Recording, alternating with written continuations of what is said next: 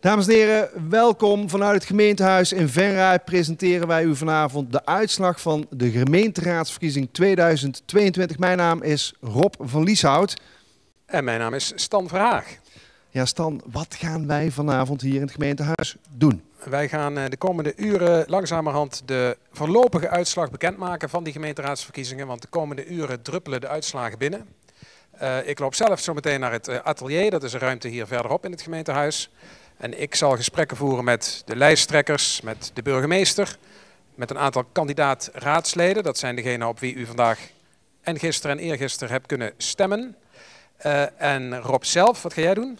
Ja, ik loop zo meteen naar de raadzaal. Ik mag daar de uitslagen presenteren. Maar ik ga natuurlijk ook wat mensen vragen hoe het ervoor staat. Kijken wat de stemming is. En dat hopen we live bij jullie in die huiskamer te brengen. Goed, Stan, ik ga jou alvast naar het atelier sturen. Ja, en hier achter mij zie ik de voorzitter van het stembureau. Tot zometeen, Stan. De heer Voren. Ja, fijn dat wij hier bij dit moment aanwezig mogen zijn, meneer Voren. Want u bent voorzitter van het stembureau. Wat gaat u nu doen? Ja, dat klopt. Ik ben voorzitter van het stembureau gemeentehuis. We hebben een heleboel stembureaus. Maar dit is eentje in het gemeentehuis waar ook heel veel kiezers naartoe komen. Wat ik nu ga doen, dat is de stemming hier sluiten.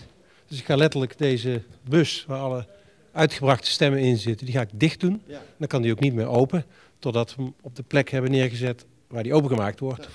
Wij kijken heel even mee hoe u dat doet. Nou, het vraagt echt buitengewone vaardigheden. Ja, we kijken inderdaad mee, buitengewone vaardigheden. Kijk, dit schijfje zo los. Kijk, en dan klikt dat.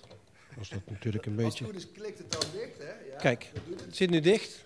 Krijg ik niet open, krijgt onze lieve heer niet open, behalve degene die daar de sleutel voor heeft.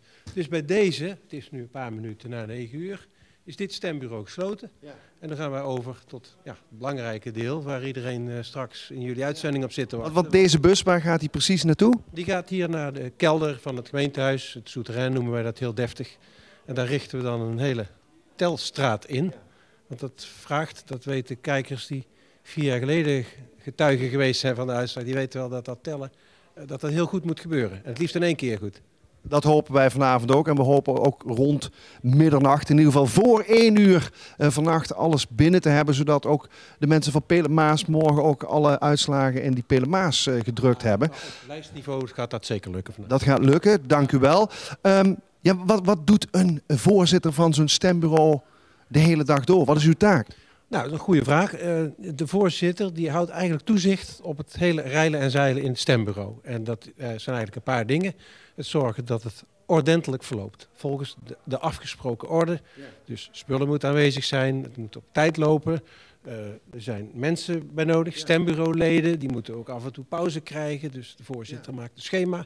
En verder bewaakt de voorzitter het afgesproken verkiezingsprotocol. Ja. Dus dat, belangrijk. Ik ben vanmiddag zelf ook wezen stemmen. Ja, dat hoort er ook bij. En dat loopt hier allemaal keurig door. Maar wat ik me dan wel eens afvraag, vinden er wel eens akkefietjes plaats? Calamiteiten misschien wel? Nou, heb ik vandaag hier niet meegemaakt. Maar er gaan wel dingen buiten het afgesproken protocol om. Er komen toch nog relatief veel mensen en die hebben niet hun stempas bij zich. Of die hebben wel een volmacht bij zich, maar niet hun eigen stempas. Vergeten identiteitsbewijzen, verkeerde identiteitsbewijzen. Dat komt voor. Ja. Maar we hebben hier vandaag geen klachten gehad. Nou goed, uw werk zit er dus nu volgens mij op dan, of niet? Nou, het zware werk begint, want de voorzitter houdt ook toezicht op het tellen. Oh, dat is misschien wel het zwaarste en het belangrijkste dan van de hele dag. Ja, ik wens u in ieder geval heel veel telplezier. En we zullen zien hoe laat deze stemmen geteld zijn en bij ons dadelijk in de raadzaal binnenkomen. Dank u wel. We gaan het zien. Tot later. Goed zo. Succes ermee. Goed, dames en heren. Ik denk dat Stan inmiddels in het atelier is aangeschoven aan tafel. Dus ik stel voor dat we overschakelen naar Stan. En Stan, vertel maar eens, wie heb jij inmiddels aan jouw tafel zitten? Ja, dankjewel Rob. Ik heb hier 3 personen aan tafel zitten. En ik begin even met mijn, mag ik je sidekick noemen, Willy? Ja, dat is een beste naam nog. Ja, prima. Willy Jansen, dames en heren. Willy, jij zit er vanavond bij om het een en ander te duiden als het gaat over uitslagen. Vertel even iets over jezelf. Wie is Willy Jansen?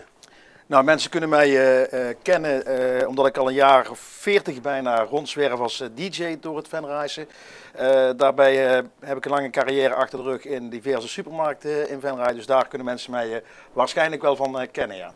En waar werk je op dit moment? Ik werk op dit moment bij de Plus in Landweert, bij Plus Schieden van Dijk. Ja. Juist. En wat is je functie daar? Ik ben voornamelijk verantwoordelijk voor alles wat met de bezorging te maken heeft. We hebben een behoorlijk grote bezorgafdeling. En daarnaast mag ik een stukje hobby uitoefenen. Het assortiment van de slijterij mag ik beheren. Dus dat is ook een... ja. Dat is niet de vervelendste hobby. Nee, zeker niet. Nee. Je bent ook nog columnist, klopt dat? Ja, dat klopt. Ik schrijf 1 keer in de 2 weken schrijf ik een korte column in de Hallo Venray. En die publiceer ik dan ook online op Facebook onder de naam Willy's Wereld. Willy's Wereld? Ja. Oké. En wat vind je daar leuk aan, Willy, aan het schrijven van de column Willy's Wereld? Schrijven is voor mij sowieso iets om dingen van me af te schrijven. Het ontlaat wel wat. Je kunt er mensen mee raken. Ik krijg toch wel eens opmerkingen van klanten die bij ons in de winkel komen en zeggen van ik heb genoten van je stuk, mooi artikel. Levert ook wel eens discussies op, mensen die het helemaal niet met me eens zijn.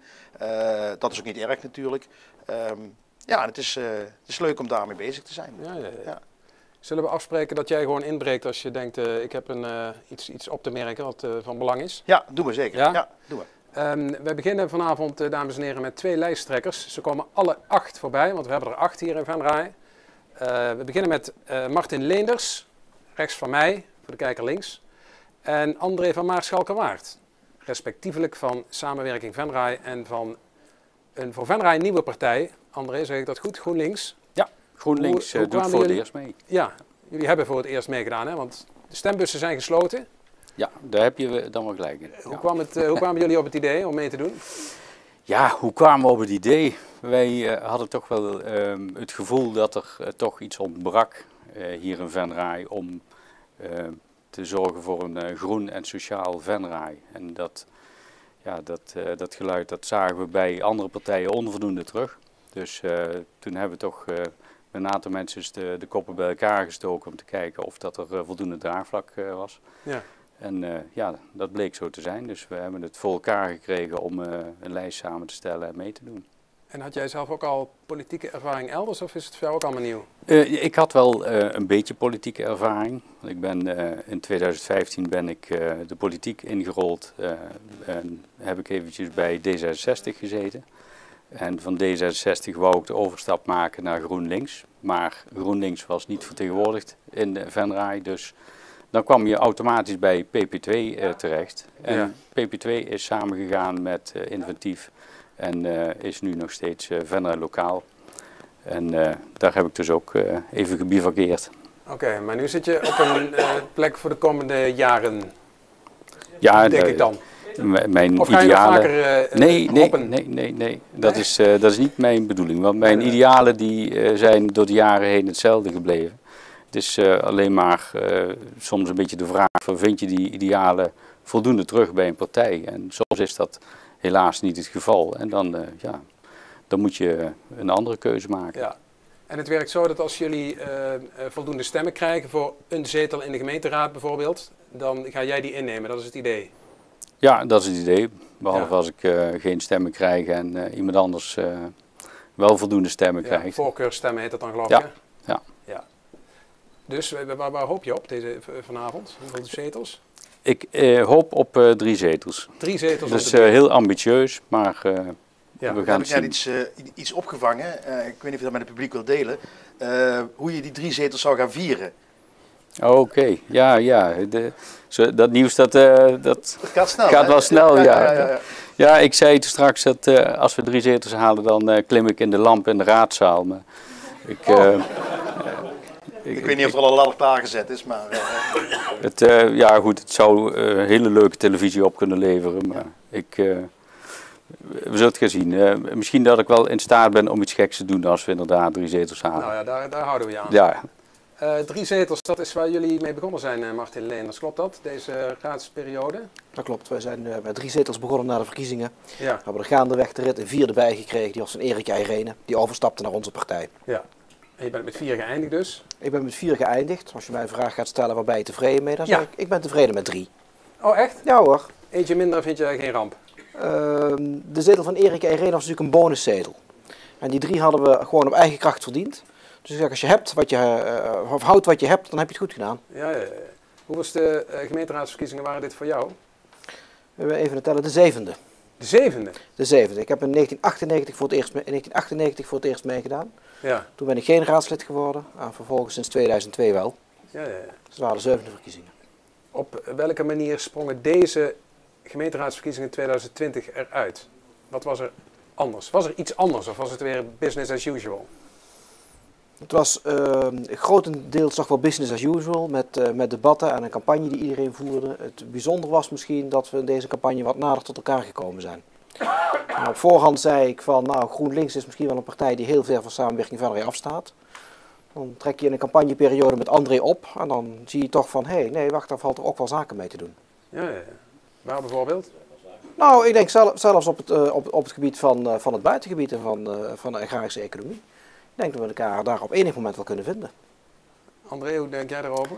Ja, kijk, alle partijen die bereid zijn om toch wat na te denken over de uitdagingen die we op onze weg krijgen de komende jaren. Daar is altijd mee te praten. Het is niet zo dat wij van tevoren al zeggen van er zijn partijen bij, daar willen wij niet mee samenwerken. Dus wij staan overal voor open, maar het gaat dadelijk wel om de inhoud. We moeten wel echt stappen gaan zetten om ook dat buitengebied, om daar toch een ommekeer te krijgen in wat daar nu op dit moment gaande is qua industrialisering. Ja. Ja, en als we daar constructief mee kunnen denken, dan willen wij met iedereen daarover in gesprek. Oké. Ik was eigenlijk wel benieuwd, in deze campagne hoor je heel veel over het lokale karakter van gemeenteraadsverkiezingen. Het woord lokaal wordt bij heel veel mensen gebruikt in de slogans in de campagne. Nu zijn jullie gelieerd aan een landelijke partij. Dat hebben jullie niet. In hoeverre, voor mensen die wat minder weten hoe dat werkt, in hoeverre zijn jullie wel gebonden aan landelijke uitgangspunten en zijn jullie daarin veel vrijer? Zitten daar significante verschillen in? Nou, ik zie een heel groot voordeel in het opereren als een partij die aangesloten is bij een landelijke partij. Want je hebt een heel duidelijke richting waarin je idealen zich bewegen. En bij een lokale partij heb je dat misschien soms wat minder en ben je wat meer geneigd om toch een beetje alleen maar te acteren in je eigen achtertuintje. Want er zijn natuurlijk heel veel thema's die niet bij de grens ophouden. En dat vind ik wel een voordeel, dat je dan ook een landelijke partij achter de hand hebt. Hoe kijk jij dan naar, Martin? Want het is wel zo dat die lokale partijen, die krijgen, althans er wordt nu voorspeld, dat die het nog weer wat beter zullen doen in het algemeen in Nederland dan 4 jaar geleden. Daar zou je mij natuurlijk niet over horen klagen als lokale partijen het veel beter doen. Het begint natuurlijk als je als lokale partij, maar wel met een landelijke achterban meedoet aan de verkiezingen, moet je toestemming vragen van je landelijk partijbestuur om überhaupt de naam boven je lijst te kunnen zetten. Ze zeggen nou, er zit toch wel enige afhankelijkheid. En het doet het ook voorkomen alsof lokale partijen geen haakjes tot Den Haag hebben. Die hebben wij wel degelijk. Je zult mij ook regelmatig over bepaalde thema's met politieke partijen in Den Haag zien mailen. Maar dat zijn dan misschien niet de partijen die in de Venraadse gemeenteraad zitten. Maar er zijn er veel meer landelijke partijen waar we ook contacten mee hebben. Dus die contacten zijn er wel degelijk. Ik wil het even hebben over deze campagne zelf. Wat was laat ik even met jou beginnen, voor jou het lastigste moment van deze campagne? Voordat we het over het mooiste moment hebben. Wat was het lastigste moment? Ik denk wel op het moment dat we een debat moesten voeren en ik inmiddels voor de 5e keer hetzelfde onderwerp moest gaan behandelen. Oh ja. En inmiddels voor het debat tegen André zei, als jij dadelijk uitvalt, kan ik ook wel namens GroenLinks praten, want ik weet precies wat je gaat zeggen. Ja. Dat vond ik een lastig moment. Ja. André, hoe was dat voor jou het lastigste moment? Ik denk dat het lastigste moment in de campagne wel wat verder terug ligt nog. Want op een gegeven moment moesten wij natuurlijk ook aan de slag met borden en posters en dat soort dingen. En dat was toch wel eventjes toch een beetje zoeken naar mogelijkheden. Want er wordt wel altijd geroepen dat landelijke partijen dat je dan een flink budget hebt. Maar dat is dus niet het geval. Want wij moesten het gewoon echt met heel weinig geld zien te doen. En dan moet je toch wel creatief worden. Dus ik denk dat dat het lastigste was. Ja. En het mooiste moment, Martin Leenders? Het mooiste moment was denk ik zondagmiddag. toen de campagne erop zat, ook naar huis kon en even tijd had voor vrouwen en kinderen. Aha. Want de afgelopen 2 weken, zeker na carnaval, waren intensief. Ja, dus dat schiet er dan nog wel eens bij in het gezin. Dat schiet er zeker bij in, ja. Hoe is dat overigens als je in de gemeenteraad zit? Want dat wordt misschien ook nog wel eens onderschat hoeveel tijd dat kost. Ik was natuurlijk fractievoorzitter in de afgelopen periode. Ja. Ik had, naast mijn fractievoorzitterschap was ik ook nog in andere commissies actief. Ik denk dat ik gemiddeld 20 uur per week daarmee actief was. En dan heb je ook nog gewoon een normale baan daarnaast? En dan heb je ook nog een gewone normale baan naast. Ja. Dus het is druk, hè. Iemand die zegt van ik wil daar de tijd niet insteken, ja. Die moet misschien een andere keuze maken dan gemeenteraadslid worden. Ja. Hoe vind je dan in zo'n tijd, want dat hebben we allemaal druk, hoe vinden jullie dan toch 14 mensen om op een lijst te komen staan? Dat geldt voor jullie natuurlijk ook, maar voor een nieuwe partij is dat denk ik wel pittig. Ja, die 14 mensen die hebben we gezocht binnen onze eigen leden. En we zijn sinds dat we actief zijn geworden in Venray, zijn we zo'n beetje verdriedubbeld qua ledenaantal. Dus ja, dan heb je ook al wat meer mensen waar eventueel potentieel wat tussen zit. En er zijn toch mensen die zeggen, ja, ik vind het ook belangrijk en ik wil wel een plekje op die lijst gaan bezetten. Wat was voor jou het mooiste moment, André, van deze campagne? Het mooiste moment? Ja. We hadden wel een heel mooi momentje. We hebben in de campagne hebben wij een hele ronde gemaakt met onze campagnebakfiets. Daar zijn we mee langs alle dorpen gefietst. En de laatste etappe die was hier bij het gemeentehuis. En daar kwamen we met een aantal mensen die mee hebben geholpen in de campagne, kwamen we hier aan. En dat vond ik een heel mooi moment. Ja. Je bent voor het eerst hier actief ook in Venray, het Venrayse. Hoe zou jij het hier omschrijven, de cultuur zoals jij die hier bent tegengekomen de afgelopen tijd in de politiek? Wat vind je daarvan? Dat is een lastige vraag, Stan. Ja. Maar daarom stel je hem waarschijnlijk ook. In de cultuur hier in de politiek, ja, de afgelopen jaren is dat altijd toch wel zo geweest dat toch wel een beetje, ja, een beetje oudbollig eigenlijk altijd gewoon hetzelfde was. En daar zie je nou dus wel behoorlijke veranderingen. En ik denk dat dat er ook voor gaat zorgen dat, ja, dat er eigenlijk niemand een pijl op kan trekken wat voor uitslag dat we vandaag gaan krijgen. Het is niet te voorspellen, zeg je? Het is heel lastig te voorspellen wat de invloed gaat zijn van wat er vorig jaar natuurlijk allemaal in de politiek is gebeurd. Ja. Martin, hoe kijk jij daarnaar? Is er inderdaad, zit er een cultuurverandering, is die gaande? Je zei zelf al, we komen wat dichter bij elkaar juist. Ik denk zeker dat er een cultuurverandering gaande is. Ja. De afgelopen weken ging het regelmatig over een nieuwe bestuurscultuur. Die hebben denk ik een maand of 7 geleden met elkaar ingezet. 8, misschien of 9 maanden was het inmiddels denk ik al. Dus ja, die is wel duidelijk zichtbaar. Ja. En je hebt ook goede hoop dat die zich kan doorzetten na deze verkiezingen? Ik heb goede hoop dat die zich kan doorzetten na de verkiezingen. Maar dat weten we vanavond als de kiezers gesproken hebben. Ja. Hoe was het eigenlijk? Hoe was het enthousiasme onder de kiezers als je op straat kwam? Want je hebt natuurlijk geflyerd. Ik kwam toch wel verbazend veel kiezers tegen die zeiden gemeenteraadsverkiezingen. En wanneer is dat dan? Oh. Dus ik maak me wel zorgen over de opkomst. Ja? Ja. 4 jaar geleden 52% geloof ik, zoiets. Ja, dat is net iets meer dan de helft. En ik zeg altijd, ik denk dat we er allemaal campagne op gevoerd hebben, ga stemmen. Ja. Vooral in deze periode. Ja, we gaan zien of het geholpen heeft. Hoezo vooral in deze periode? Nou, als je kijkt naar de oorlog in Oekraïne en je kijkt hoe democratieën onder druk staan, dan mag je natuurlijk blij zijn dat je in een democratie woont, dat je kunt stemmen. Ja. Hoewel niet stemmen natuurlijk ook een keuze is die je in vrijheid mag maken. Ja. Maar het is wel jammer. Ja. André, hoe kijk jij naar het enthousiasme onder de kiezers? Hoe is de stemming? Nou, ik vond het eigenlijk best wel leuk. We hebben op straat allemaal zakjes met bloemenzaad uitgedeeld. Ja. En we kregen daar ontzettend leuke reacties op. Dus ik kan niet anders zeggen dan dat ik toch wel positief ben over wat we zo op straat horen. Ja, wat was de bedoeling van dat zaad? Daar konden... Ik associeer het niet meteen met politiek. Ook. Nee, het is een manier om de mensen ook mee te laten doen om de biodiversiteit in Venray weer wat te helpen. Want er was een zakje met 9 soorten bloemen. Ja. Allemaal bloemen die heel aantrekkelijk zijn voor bijen. Ja, en de bij is natuurlijk in Venray het symbool wat we overal op hebben staan. Dus de bijenkurf. Ja, precies. Dus dan moeten we er ook goed voor zorgen. Ja. Dus iedereen die zo'n zakje bloemenzaad heeft gekregen, kan daar mooi 1 vierkante meter bloemen mee in zaaien. En heeft er dan het hele jaar plezier van. Ja. Als dan dadelijk Venray vol staat met prachtige bloemen voor de bijen, maar we hebben toch de opkomst van 51%. Wat hebben we dan gemist? Ja, ik weet niet of dat wij met ons bloemenzaad daar eens aan kunnen veranderen aan die opkomst. Ik denk dat dat toch echt meer te maken heeft met het vertrouwen in de politiek.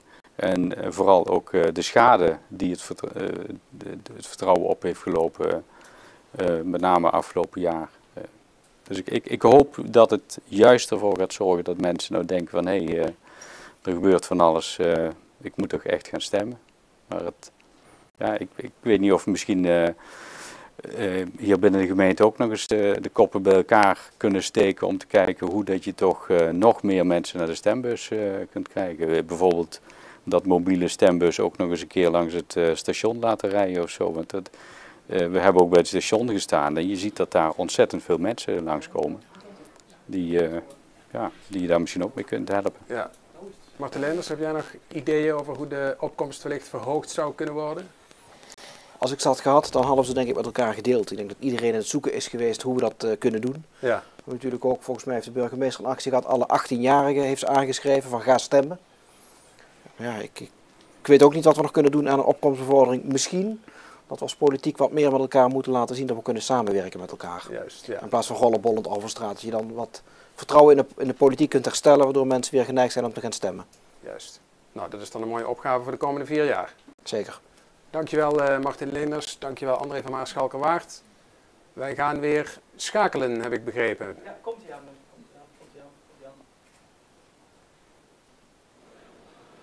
Ja, helemaal goed. Stan, inderdaad, we zijn nu live vanuit de raadzaal. Ik zeg om te beginnen hartelijk welkom tegen alle mensen hier. Het is inmiddels gezellig druk aan het worden hier in de raadzaal. Ik zie heel veel potentiële raadsleden, mensen die op de kieslijsten stonden. En we gaan hier beginnen met de allereerste uitslagen van deze avond.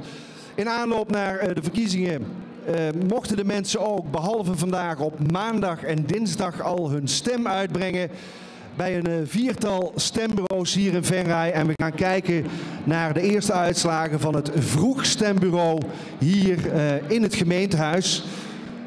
Dus ik ben benieuwd of die uitslagen hier op het beeld kunnen verschijnen.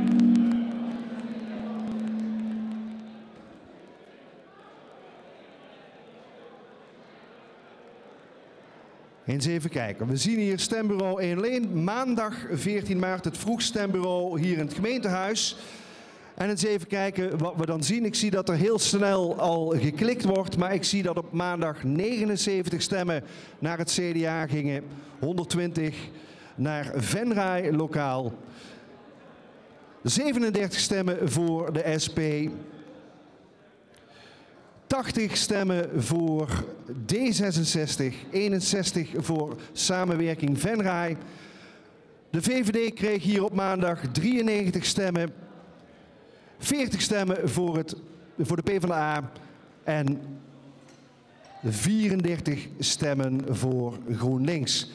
Natuurlijk zegt dit nog helemaal niks, maar dit zijn de eerste uitslagen van vandaag. Dus dat is in ieder geval een heugelijk moment. We gaan kijken wat er op dinsdag hier gebeurde.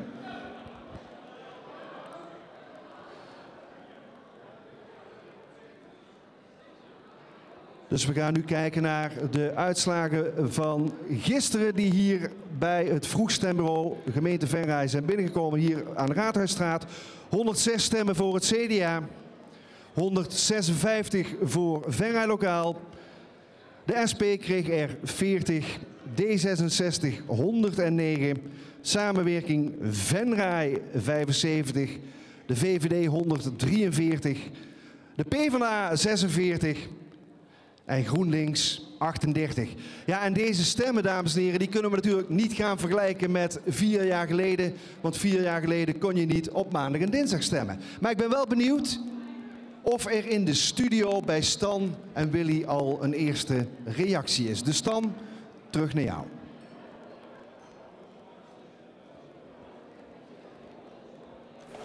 eerste reacties is misschien nog wat vroeg, want wij waren druk bezig met hier van plek verwisselen. Ik heb 2 nieuwe lijsttrekkers bij me aan tafel. Harold is van Venray Lokaal. Ik meende net met een schuin oog te zien dat die het aardig gedaan hebben in die eerste vroegstembureaus. Heb je het zelf ook gezien, ja? Ja. Daar word je blij van. Ja, daar word je blij van. Ja. Ik was er gewaarschuwd dat ik niet te enthousiast moest reageren, maar ja, sorry hoor, maar daar word ik toch enthousiast van. Ja, dus dat hebben we hier wel meegekregen in het atelier. En aan de andere kant van de tafel zit Henk Bisschops van de Partij van de Arbeid, PvdA, in een rood overhemd en met de rode roos van de PvdA. Hoe was de campagne, was dit voor jou, Henk? Ik denk dat dit ook de 7e campagne voor me is. Ook de 7e? Ja, ik ben ook in 98 voor de eerste keer heb ik meegedaan. Ben niet in de raad gekomen, maar het was wel de eerste keer. En ik denk, ik heb nu 4 periodes in de raad erop zitten. En dit zou, als het goed gaat, de 5e worden. Als jullie in ieder geval weer minimaal 1 zetel halen. Als we minimaal 1 zetel halen. En waar hoop je op? Nou, weet je, we hebben nu 2 verkiezingen op rij maar 1 zetel gehaald. En dat is echt heel weinig. Dus we hopen in ieder geval op winst. En dan zijn we al tevreden met 2 zetels. En je hoopt eigenlijk op 3 zetels. Want als je in de gemeenteraad zit met 1 zetel, dan is het echt flink aanpoten. Ja. Dat is hard werken dan. Dus sowieso hard werken, eerlijk gezegd. Daar komen we zo nog op terug. Hoeveel zetels zijn het ooit geweest? Om nog even in de historie te duiken. Wat is het hoogste wat jij je kunt herinneren? Het hoogste wat we hadden was in de tijd van Wouter Bos. En dat zeg ik bewust, want dat zorgde ook voor extra stemmen. Dat was destijds de landelijke voorman van de PvdA. Precies. En toen hadden we 6 zetels. 6 zetels? 6 zetels. Maar dat is maar 1 periode geduurd. We hadden eigenlijk historisch tussen de 3 en de 4 zetels. Ja. Dat is de Partij van de Arbeid. Wellicht na vandaag. Nou dan, ga niet in de lamp klimmen, want die zijn daar te kostbaar voor, maar dan denk wil ik wel net zo'n brede lach zien als bij Helmnet. Ja, nou, dat zou zomaar kunnen. Ja. dat zou ook wel, ja goed, het zou ook heel mooi zijn, want we hebben daar keihard voor gewerkt. Ja. Alleen wordt dat niet altijd beloond. Dat is dan wel jammer. Dat gaan we afwachten. Harold Stevens, jij bent nieuw in de Venrayse politiek. Wat beweegt jou om je überhaupt in de politiek te begeven? Wat lijkt je daar mooi, leuk, uitdagend aan? Dat hebben wel eens meer mensen mij gevraagd. Ja. En ik heb mezelf ook wel eens af en toe achter de oren gekrapt. Ik denk, waar ben je godsnaam begonnen? Maar ja, dat is eigenlijk, ja, ik heb mijn hele leven lang eigenlijk met heel veel plezier in Venray gewoond. En eigenlijk altijd bezig geweest met mijn eigen carrière, veel gereisd, veel gezien. En dan eigenlijk nooit naar omgekeken dat het eigenlijk heel normaal is. Of eigenlijk altijd heel normaal gevonden wat er allemaal in de gemeente gebeurt. Dat je de wc kunt doorspoelen, dat de reguleringen werken, dat de lampen aangaan, dat de plantsoentjes bij worden gehouden. Nooit bij stilgestaan.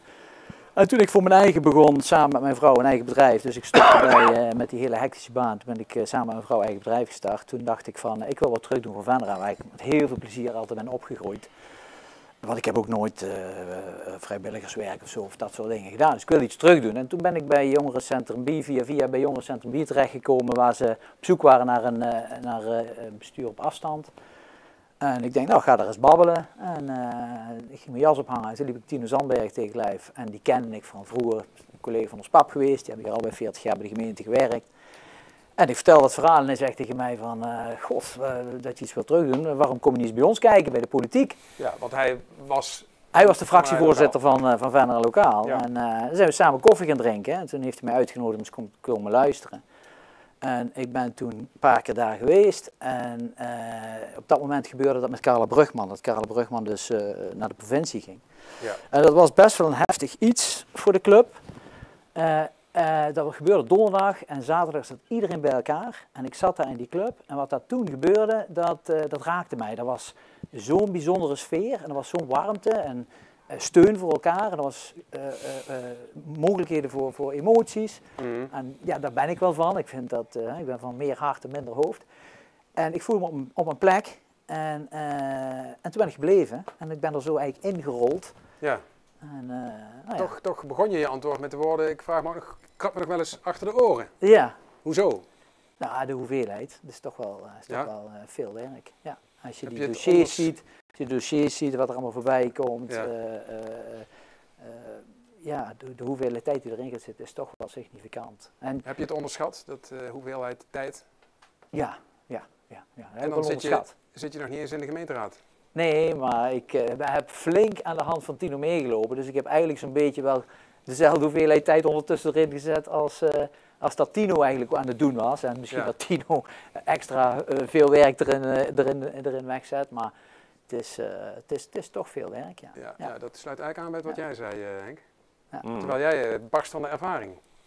Maar barsten van de ervaring maakt het werk niet minder. Ook niet hoe je ermee omgaat? Dat wel. Ik kan me nog wel herinneren, toen ik begon, heel lang geleden. Maar toen ik begon, toen kregen we dossiers, als je dan een begroting kreeg, dan kreeg je echt zo'n pak begroting met allemaal bijlagen erbij. En in het begin ging ik dat allemaal lezen. Daar word je langzaam zeker redelijk gek van. Dat moet je niet doen. Je leert dus wat je wel moet lezen, wat je niet hoeft te lezen.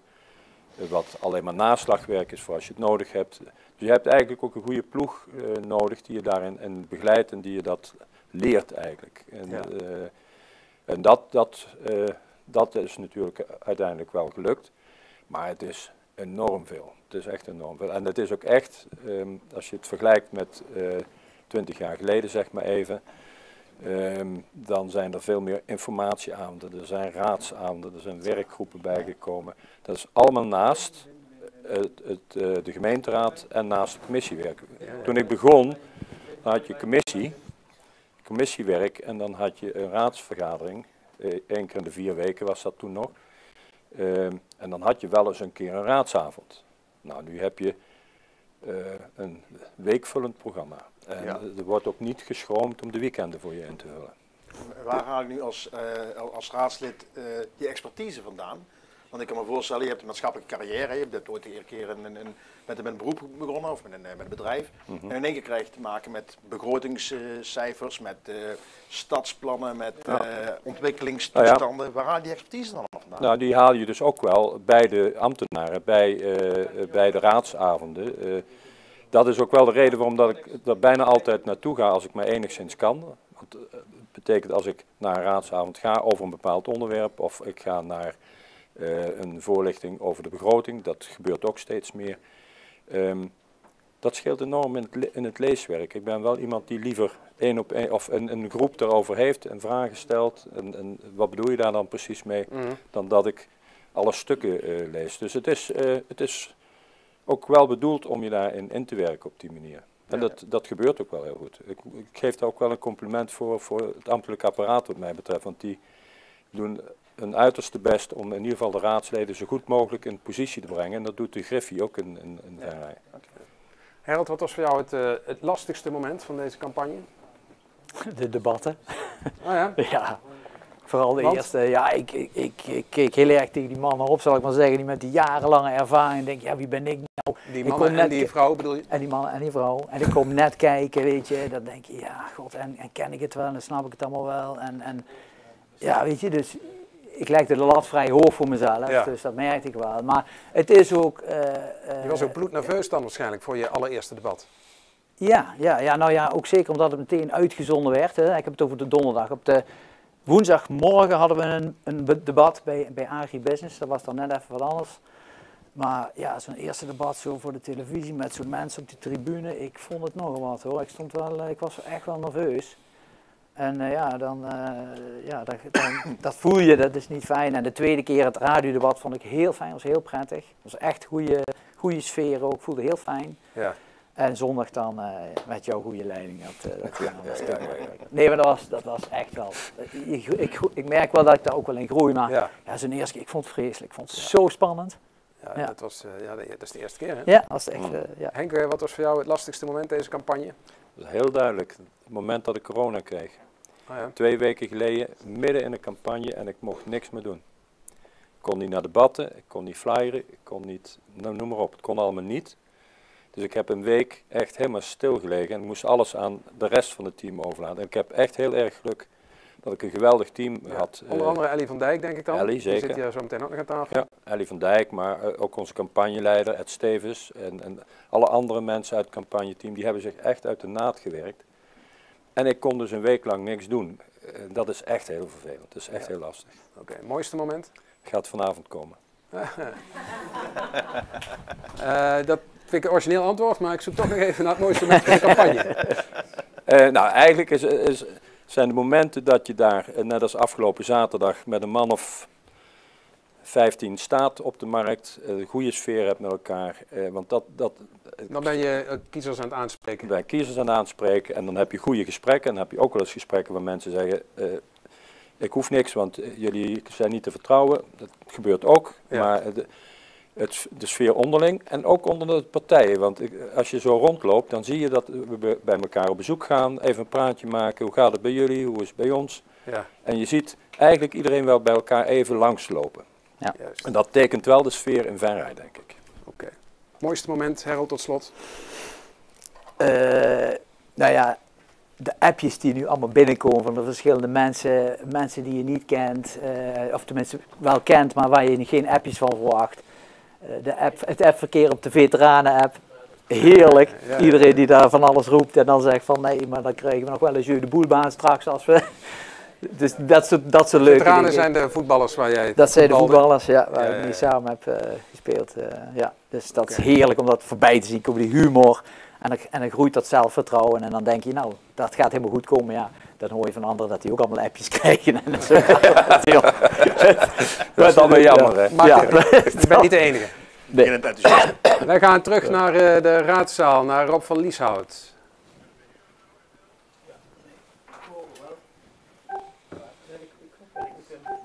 Dankjewel. Ik zie dat het bij jullie heel erg gezellig is. Maar hier wordt het ook steeds gezelliger en gezelliger. Het enige wat lastig blijft hier in de raadzaal is het geluid. Zetten we het geluid heel hard, zijn er een paar mensen hiervoor blij. Zetten we het geluid zacht, dan beginnen mensen weer te... Nou ja, in ieder geval, we doen het met het geluid dat we hier hebben. En wat we nu in ieder geval gaan doen, dat zijn de volgende uitslagen bekendmaken. Het vroegstembureau van het Schubke in Veltum, als ik me niet vergis. Eens even kijken, het programma zoomt daarop in. En dan komen we inderdaad in Veltum terecht en dan gaan we kijken naar de uitslagen van maandag 14 maart. Vroegstembureau, het Schubke. Daar gaan we. Het CDA kreeg daar 39 stemmen. Venray Lokaal kreeg daar 79 stemmen. De SP 35. D66 53. Het tempo ligt nou wat aan de hoge kant. Iets rustiger. Samenwerking Venray 44. De VVD 57. PvdA 30. En GroenLinks kreeg daar 22 stemmen. Dus dit waren de stemmen van het vroegstembureau op maandag 14 maart. En eens even kijken hoe dat gisteren ging op dinsdag 15 maart. De uitslagen van het vroegstembureau het Schubke in Veltum, daar komen ze. Het CDA kreeg gisteren daar 54 stemmen. Venray Lokaal 132. De SP 33 stemmen. D66 38 stemmen. Samenwerking Venray 55 stemmen. 68 stemmen voor de VVD. PvdA 31 stemmen en GroenLinks ook 31 stemmen. Ik hoorde net een klein gejuich opstijgen aan de kant van Venray Lokaal. Eens even kijken of er ook gejuicht wordt, wederom bij Stan aan tafel. Kijk, best blij. Ik zal niet zeggen dat ze zitten te juichen. Maar dat zou ook wat voorbarig zijn, denk ik. Anne, om met jou te beginnen. Wat was voor jou het mooiste moment van de campagne? Het allermooiste moment van de campagne vond ik toen ik onze jeugd met de ballonnen door het centrum zag banjeren. En flyeren en noem maar op. En heel enthousiast. Dat was, even denken, de tweede zaterdag van februari. Toen dacht ik, het team staat. Heerlijk, we gaan campagne voeren. Dat was zo het begin? Ja, misschien wel. Ja. Ja. Theo Zegers, D66, voor jou het mooiste moment? Ja, ramen wassen. Ramen wassen? Ja. Werk hier in het gemeentehuis hebben we ramen gewassen. Dat was voor ons de start van de campagne. Okay. En dat hebben we met enthousiasme gedaan. Met veel water en veel sop. Was het symbolisch? Ja, natuurlijk. Ja, dat is sowieso symbolisch. Want we zijn daar niet ontevreden over, maar wel symbolisch voor datgene waar wij als D66 voor staan. Transparant en open. De politiek beleven. Ja, oké. En dat was hoe jullie dat willen duidelijk maken, dat jullie daarvoor staan? Ja, in principe wel. Ja, dat klopt. Lastigste moment?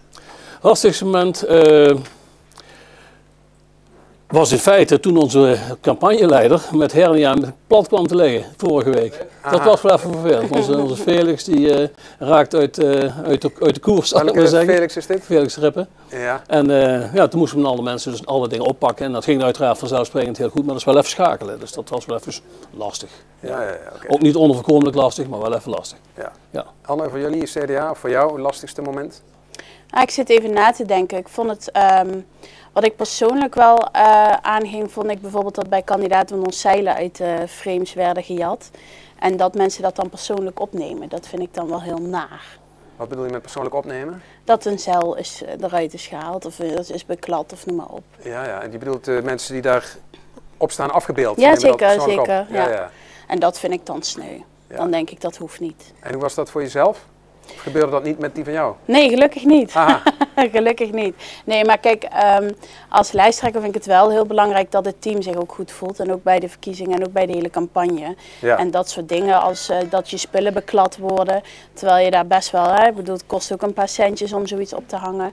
Vind ik dat toch heel sneu. Ja. Als en dat onze kandidaat overkomt. Dit past ook niet bij jullie slogan respectvol samenleven? Nee, juist het tegenovergestelde als je mij vraagt. Ja. Alhoewel, er zijn ook een paar borden die zijn dan gejat en die zijn in de keet gehangen. Ik vind het wel respectvol dat we die vervolgens terug hebben gekregen. En terug hebben opgehangen met de belofte dat ze die terugkrijgen morgen. Dus dat komt helemaal goed. Okay. Je noemt nu het woord keet en dan denken we natuurlijk aan jongeren in de gemeente Venray. Ja. Wat mij op is gevallen bij veel partijen, bij jullie partijen ook, is verjonging. Dat komt of omdat ik zelf ouder word, of omdat ik echt zie dat er jongere mensen op staan. Ja. En dat vind ik op zich heel erg positief. Hè. Er is een mooi filmpje op Facebook rondgetrokken met verschillende mensen van verschillende partijen die jongeren proberen aan te trekken. Ja.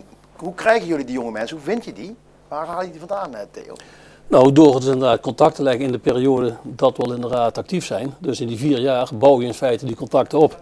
En dan betrek je de jongeren bij het commissiewerk en andere activiteiten die we als partij doen. En dan groeien ze daar dus ook in. En tegen de tijd dat je nieuwe verkiezingen hebt, zijn ze in feite klaar om mee te doen. Overigens, voor D66 is het eigenlijk vrij normaal dat we een vrij jonge lijst hebben. Ik ben eigenlijk een oude knar die er helemaal niet thuis hoort. Maar op zich is onze lijst natuurlijk altijd wel een jonge lijst. En bij jullie, Anne? Ja, bij ons eigenlijk heel verschillend. Sommigen zijn benaderd, maar er hebben ook een aantal zichzelf aangemeld. En vervolgens hebben we die natuurlijk ook met open armen ontvangen. En ook laten zien hoe leuk en gezellig en ook hoe mooi de politiek is. Dat ze gewoon mee kunnen doen, dat ze hun eigen ding kunnen doen. Ik heb vanavond toevallig nog van 1 jongere gehoord dat ze het fijn vinden dat ze ook worden vrijgelaten binnen onze partij. Hè? Dat ze ook echt zelf mogen kijken van wat zouden we willen doen. Dus ik denk dat je op die manier ook de jongeren bij je houdt. Theo, jij bent, hoeveel jaar zit jij nu in de politiek? Nog niet zo heel lang, toch? 4. 4 jaar. Maar op ander vlak natuurlijk al heel veel jaren actief. Ja. Schurend tegen de politiek. Ja. Dorpsraad van Merslo, om eens wat te noemen. Ja, dorpsraadoverleg niet te vergeten. Dat vanaf 2001, 2002. Ja. Dus dat zijn al een hele periode. En daar leer je hoe dat het werkt en wat er moet gebeuren. Wat was de overweging om echt bij een politieke partij aan te sluiten? Nou, ik was op een gegeven moment dus 16 jaar voorzitter dorpsraad Merslo en 12 jaar voorzitter dorpsraadoverleg. En dan kom je op het moment dat je zegt van nou, dit is dus voor die functie lang genoeg geweest. Natuurlijk had ik altijd wel een politieke voorkeur, maar ik had me bewust in die hele periode politiek neutraal gehouden, om het zo maar te zeggen. Ja. En toen kwam ik dus aan het eind van die rit te zetten van ik stop met het dorpsraadwerk. Maar ik vond het niet goed om dan met alles te stoppen, want dat past niet bij mij. Dus ik wilde echt zeggen, wel wat blijven doen. En toen kwam natuurlijk de keuze van doorstoppen. Heel logisch, een heel normale stap. Een heel logische stap in feite naar dat werk in de dorpsraden. En toen kon ik dus ook zeggen van die partijen, daar ligt mijn hart en daar sluit ik mij bij aan. En zodoende kwam ik dus 4 jaar geleden op de lijst. Ja. Wat we de laatste tijd nog wel eens lezen in de aanloop naar deze gemeenteraadsverkiezingen is dat er ook nog wel eens wat bedreigingen zijn geweest richting mensen die zich in gemeenteraden bewegen, richting wethouders. Is dat iets waar jullie ook mee te maken hebben gehad hier in het Venrays, of is dat typisch iets voor de Randstad? En nou, ik heb het hier niet beleefd. Ik heb het wel in mijn carrière van dorpsraden meegemaakt. In de tijd van het circuit de Peel. Ja. Wij als dorpsraad daar tegen protesteerden. En daar in feite tegen waren voor het dorp Merslo. Ja. Toen is mijn auto onze auto 2 keer in de fik gestoken. Ja. Dat soort dingen. Dus dat zijn toch wel dingen dat je denkt van nou, dat is niet echt lekker. Dus dat hing duidelijk samen, dus dat is jouw vermoeden? Ja, het zat in dezelfde tijd en er was heel veel tweespalt in die tijd. Dat heeft daar wellicht mee samengehangen. Ja, maar de afgelopen 4 jaar? Helemaal niks. Nee, geen boord. Nee? Geen onvertogen boord. Helemaal niks. Nee. Hoe is dat voor jou, Anne? Iets anders. Ja. Ja, kijk, bedreiging heb ik persoonlijk niet gehad, maar je krijgt wel soms heel wat bagger over je heen. Dus soms is gewoon de kreet, lees gewoon niet wat sociale media allemaal voor je klaar heeft staan. Ja. Neem niet weg dat ik het wel in mijn omgeving heb gezien, maar ik zelf persoonlijk niet. Nee. Is er iets aan te doen, denk je? Die sociale media bijvoorbeeld? Ja, vooralsnog is het vooral een open platform waar iedereen zijn mening op kwijt kan. Dus ja, ik weet niet of je daar... democratisch? Precies. Ja. Ik denk dat je het overal wel ziet. Ja. Ik zou zeggen, doe als ik, kijk er niet te veel op, doe er niet te veel meer, dan heb je ook de mensen ellende. Ja. Wat zijn er? Daar zit natuurlijk een verschil tussen echt nare opmerkingen of gewoon een inhoudelijke discussie. Die kan ook gewoon best. Absoluut. En daar zit natuurlijk allemaal voor aan tafel en in de politiek om dat te doen. Ja, maar daar is ook niks op tegen, hè? Dat absoluut niet. Maar ja, er zijn voorbeelden waar het een stuk verder is. Ja. Nou ja, dat heeft misschien ook wel geleid tot die slogan van jullie. Ja, precies. Want als je in een respectvol samenleven met elkaar en je bent het met elkaar oneens, dan ga je met z'n allen aan tafel zitten en dan heb je het erover. En niet in je woede, boosheid meteen de meest lelijke dingen op sociale media knallen. Is het thema voor de komende weken, maanden waarin jullie ook met elkaar gaan praten, is het thema dan verzoening wellicht?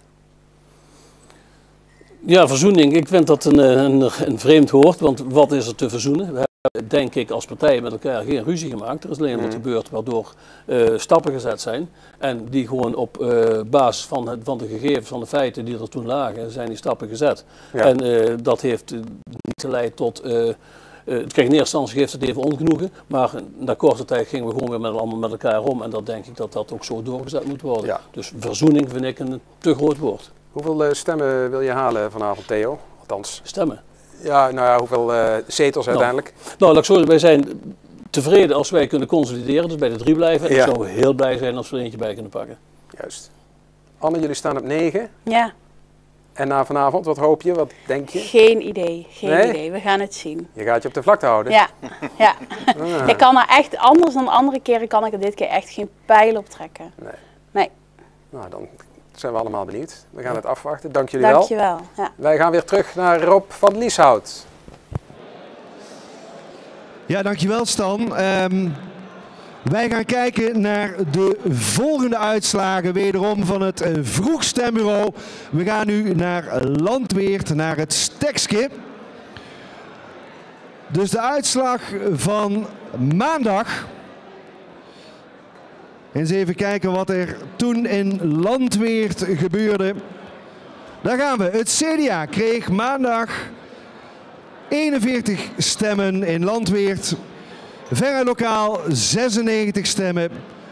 De SP 64, D66 37. Samenwerking Venray 58 stemmen. De VVD 51 stemmen.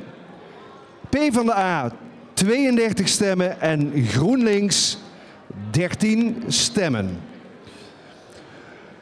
Dan gaan we kijken naar de dinsdag, datzelfde Vroegstembureau in Landweert. En dan zien we de volgende uitslag. Het CDA kreeg op dinsdag 48 stemmen in Landweert. Veruit lokaal 146. De SP 56. D66 59 stemmen. Samenwerking Venray 54 stemmen. Het ligt daar heel dicht bij elkaar. De VVD 69 stemmen. PvdA 33 stemmen. En GroenLinks kreeg in Landweert gisteren 26 stemmen. Goed, tot zover de uitslag van het Vroegstembureau in Landweert. Stan, wie heb jij nu aan tafel? Ik heb nu aan tafel naast Willy Jansen natuurlijk, mijn sidekick, de laatste 2 van de 8 lijsttrekkers. Wim de Schrijver, VVD, welkom. En Jan Hendricks van de SP. Weer een oud-gediende, Jan, als ik je zo mag noemen, met alle respect. Dat mag, ja. Hoe lang loop jij al mee? Nou, ik ben vanaf mijn 16e ben ik politiek actief. Ben ik lid van een socialistische partij. En ik heb ooit in de jaren 80 alles 2 jaar in de gemeenteraad gezeten. En nu ben ik voor de 3e keer lijsttrekker van de SP. Oké. Hoeveel zetels deze keer, Jan? Wat hoop je? Jullie staan op? Ergens tussen de 1 en de 4. Ja, jullie hebben er nog eentje over, hè, nu? Ja. Je begon met 4. Door allerlei omstandigheden gingen er mensen naar andere partijen die bij jullie aangesloten waren. Nu sta je op 1 en je wil nu weer terug naar? 4. Terug naar 4. Dat is gewoon onze basis. Ja, nou, maar om daar meteen op door te borduren, voort te borduren, de VVD, Wim de Schrijver, jullie staan op 2. En we willen naar 5. En we willen naar 5. Oké, van 2 naar 5. Jij bent nieuw in de Venraadse politiek. Ja, ik heb wel commissiewerk gedaan de afgelopen 4 jaar. Ja. Maar voor de rest ben ik zo groen als gras. Van waar die ambitie om lijsttrekker te zijn? 4 jaar geleden verliep de aanloop naar de verkiezingen voor VVD Venray nogal chaotisch. We hebben 3 verschillende lijsttrekkers aangekondigd in aanloop naar die verkiezingen. En ook een aantal leden zijn afgehaakt vlak voor de verkiezingen. Dus dat is alles behalve wat je kan noemen een goede aanloop naar een verkiezingsronde. Ja. Helemaal op het laatste moment ben ik een keer gebeld, omdat ik wel heel lang al lid ben van de VVD, van de landelijke VVD. Van hey, kun je ons niet helpen, kun je niet op die lijst staan? En toen had ik zoiets van, nou, is dat wel wat voor mij, maar om die partij nou in de kou te laten staan, dat vond ik ook weer zo wat. Dus ik heb gezegd, zet mij maar op die lijst. En toen in aanloop naar de verkiezing heb ik toch een paar dagen campagne meegelopen. De allerlaatste dag, weet ik nog, voor de verkiezing een filmpje even snel opgenomen. En toen zat ik hier in het gemeentehuis, precies 4 jaar geleden dus. En dat vond ik wel heel mooi en heel spannend. En toen is denk ik het zaadje, was nog niet van GroenLinks, want dat was het toen nog niet, maar dat is geplant. En het is gaan groeien en ik ben commissiewerk gaan doen. Ik ben mee gaan doen ook met de onderhandelingen die daarna kwamen. Ja, ik ben me enorm gaan interesseren. En toen dacht ik van ja, kan dat niet beter? Kan het niet anders? En toen ben ik mee gaan doen. En nou doe ik mee en nou merk ik dat het wel moeilijk is als je meedoet hoor. Ja? Ja. Hoezo? Nou, omdat het lijkt als je er niet middenin zit dat het gemakkelijk beter te doen is. Iedereen roept als je niet in de politiek zit van nou wat is dat toch een laag niveau of bedenkelijk niveau, zeker op lokaal niveau. Ik vind dat overigens helemaal niet en dat geldt voor alle partijen, zeker in Venray. Merk ik dat er een enorme betrokkenheid is van wat er gebeurt. Allemaal mensen die zich echt in willen zetten voor Venray. Alleen de meningen lopen soms wat uiteen, hè Jan? Ja, tuurlijk. En ik vind het niveau, als je bedenkt dat al die mensen daarnaast ook nog een baan hebben en zich allemaal inlezen in al die dossiers die er op ons afkomen, ja, vind ik eigenlijk bijzonder hoog. En ik heb er heel veel respect voor, maar het kan dus echt wel voorkomen als je bijvoorbeeld in een moeilijke agrarische discussie zit. Ja, dan is dat bijna niet, dan kun je daar niet op inlezen. Nee? Dan moet je uitgaan van wat bijvoorbeeld ambtelijke ondersteuning jou vertelt of voorlichtingsavonden. En dan moet je op basis daarvan een beslissing nemen. Ja. En je kunt nooit specialist zijn op al die dossiers. Nee. Hoe kijk jij daarnaar, Jan? Herken je dit? Ja, dat herken ik wel. Het is natuurlijk ontzettend veel werk als gemeenteraadslid. En ik heb daar wel een oplossing voor. Oh, kijk. Je moet leren Chinees te lezen. Oh, ja? Dat is achteraan beginnen. Ja. Kijken naar van wat is nou het uiteindelijke voorstel wat er ligt.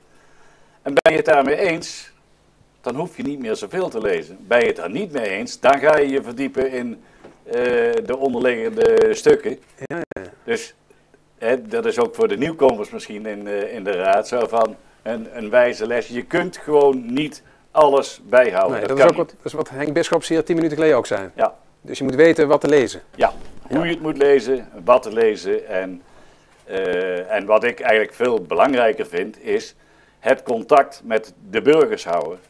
Dat is wat wij als SP altijd gedaan hebben. Daar staan we ook bekend om. En wat we natuurlijk nu door corona eigenlijk niet hebben kunnen doen, is dat wij altijd naar de mensen toe gaan. Daar waar dingen spelen, gaan we naar de mensen toe. En gaan we met mensen in contact. En gaan we samen met die mensen proberen de zaak te veranderen. Ja. Ik heb begrepen dat jullie ook gingen aanbellen links en rechts. Klopt dat? Wij gaan uiteraard ook naar de mensen toe. Dat laatste ben ik helemaal met Jan eens. Dat eerste ben ik niet met Jan eens, want misschien is dat een beetje beroepsdeformatie. Wat is dat eerste? Achteraan beginnen met lezen? Ja, precies. Want ik ben apotheker en als je de uitkomst alleen maar accepteert en niet de berekening controleert, en er zit een fout in die berekening, of in het raadswerk, in de beredenering naar die conclusie. Of in mijn recept. Bijvoorbeeld? Dat is wel ernstig. Ja, dus dan moet je wel heel goed lezen van begin tot eind. Toch wel. Ja. Wat was voor jou het lastigste moment deze campagne? Het lastigste? Ja, dat waren die debatten, dat je van die interviewers had die dan landelijke thema's probeerden bij je. Geen idee waar je het over hebt. Dan wist je even niet wat je moest zeggen. Ja, nou, weet je, ik vind, we zijn hier allemaal, met alle respect voor de lokale partijen zonder moederpartij, maar we zijn allemaal lokale partijen. Ook die mensen die daar kandidaat zijn op de lijst, die stemmen landelijk zeker ook, want die zijn enorm maatschappelijk betrokken. En de lokale partijen, je hebt het volgens mij ook met de eerdere lijsttrekkers over gehad, die beslissen voor de lokale inwoners en die redeneren vanuit de lokale inwoners. Dus dan moet je niet met een dossier van 179 pagina's van een landelijke politicus naar mij komen. Dat heb ik niet gelezen. Nee, maar jullie hebben wel een lijsttrekker die bij de laatste Tweede Kamerverkiezingen 2 miljoen stemmen trok. Ja. Het is toch wel handig om die erbij te hebben en wellicht ook naar te verwijzen, ook lokaal. We hebben niet naar Rutte verwezen. Nee? Nee. Want zo werkt het niet, denk je? Nee, wij zijn voor Venray, voor de Venrays inwoners. Ja. Oké. Lastigste moment voor jou, Jan Hendricks? Lastigste moment in de campagne vond ik wel inderdaad de debatten, het continu weer herhalen van dezelfde thema's. We hadden en te veel debatten, ik heb ook aan één debat niet deelgenomen. En, uit soort van protest? Uit protest. Je schitterde door afwezigheid? Precies, want dat debat hadden ze gepland 's morgens om 7 uur. Oh ja. En ik denk, ja, daar zit de Venrayse bevolking niet op te wachten. En dat moet je ook niet willen, dat soort dingen. En ik denk dat je veel beter een drietal goede debatten kunt organiseren, waarin de partijen goed aan bod komen, waarin je echt ruimte krijgt voor discussie, waar je tegenstellingen tegen elkaar gaat krijgen, waar je echt gaat debatteren. Als wat we nu gehad hebben. Dus dat is jouw pleidooi voor over 4 jaar? Dat is mijn pleidooi voor over 4 jaar. Oké, mooiste moment? De saamhorigheid in de SP.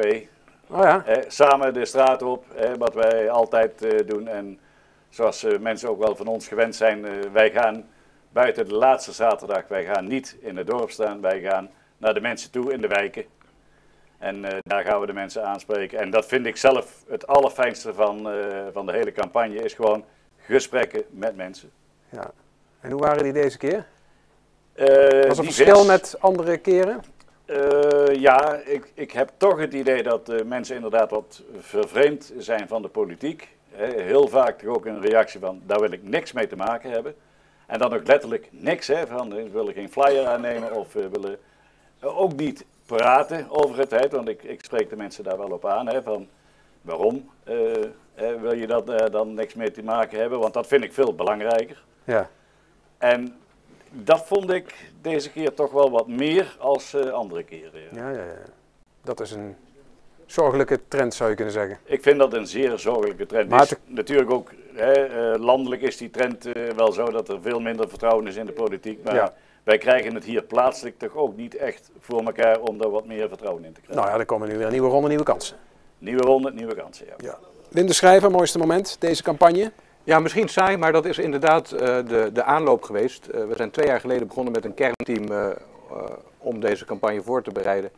En die groep die is echt steeds groter geworden. Allemaal enthousiaste mensen en mooie momenten meegemaakt. Ja. Dat komt nou allemaal nu tot een climax, dus bijzonder spannend. Climax, geen anticlimax, hè? Nee, absoluut niet. Nee. Oké, laten we dat hopen. Dank jullie wel. Wij gaan weer terug naar de raadzaal hier verderop, naar Rob van Lieshout. Ja, dankjewel Stan. Wij gaan hier naar de laatste uitslagen van de vroegstembureaus. En we schakelen naar Brugske. En we gaan eens kijken wat de uitslagen op maandag en dinsdag daar waren. En we beginnen uiteraard eerst op maandag. MFC het Brugske op maandag, daar kreeg het CDA 21 stemmen. Venray lokaal kreeg 71 stemmen. De SP 34 stemmen. D66 19 stemmen. Samenwerking Venray 34 stemmen. De VVD kreeg daar 19 stemmen. PvdA 16 en GroenLinks ook 16 stemmen. Dan gaan we naar de dinsdag. Eens even kijken wat daar gisteren gestemd is in MFC het Brugske.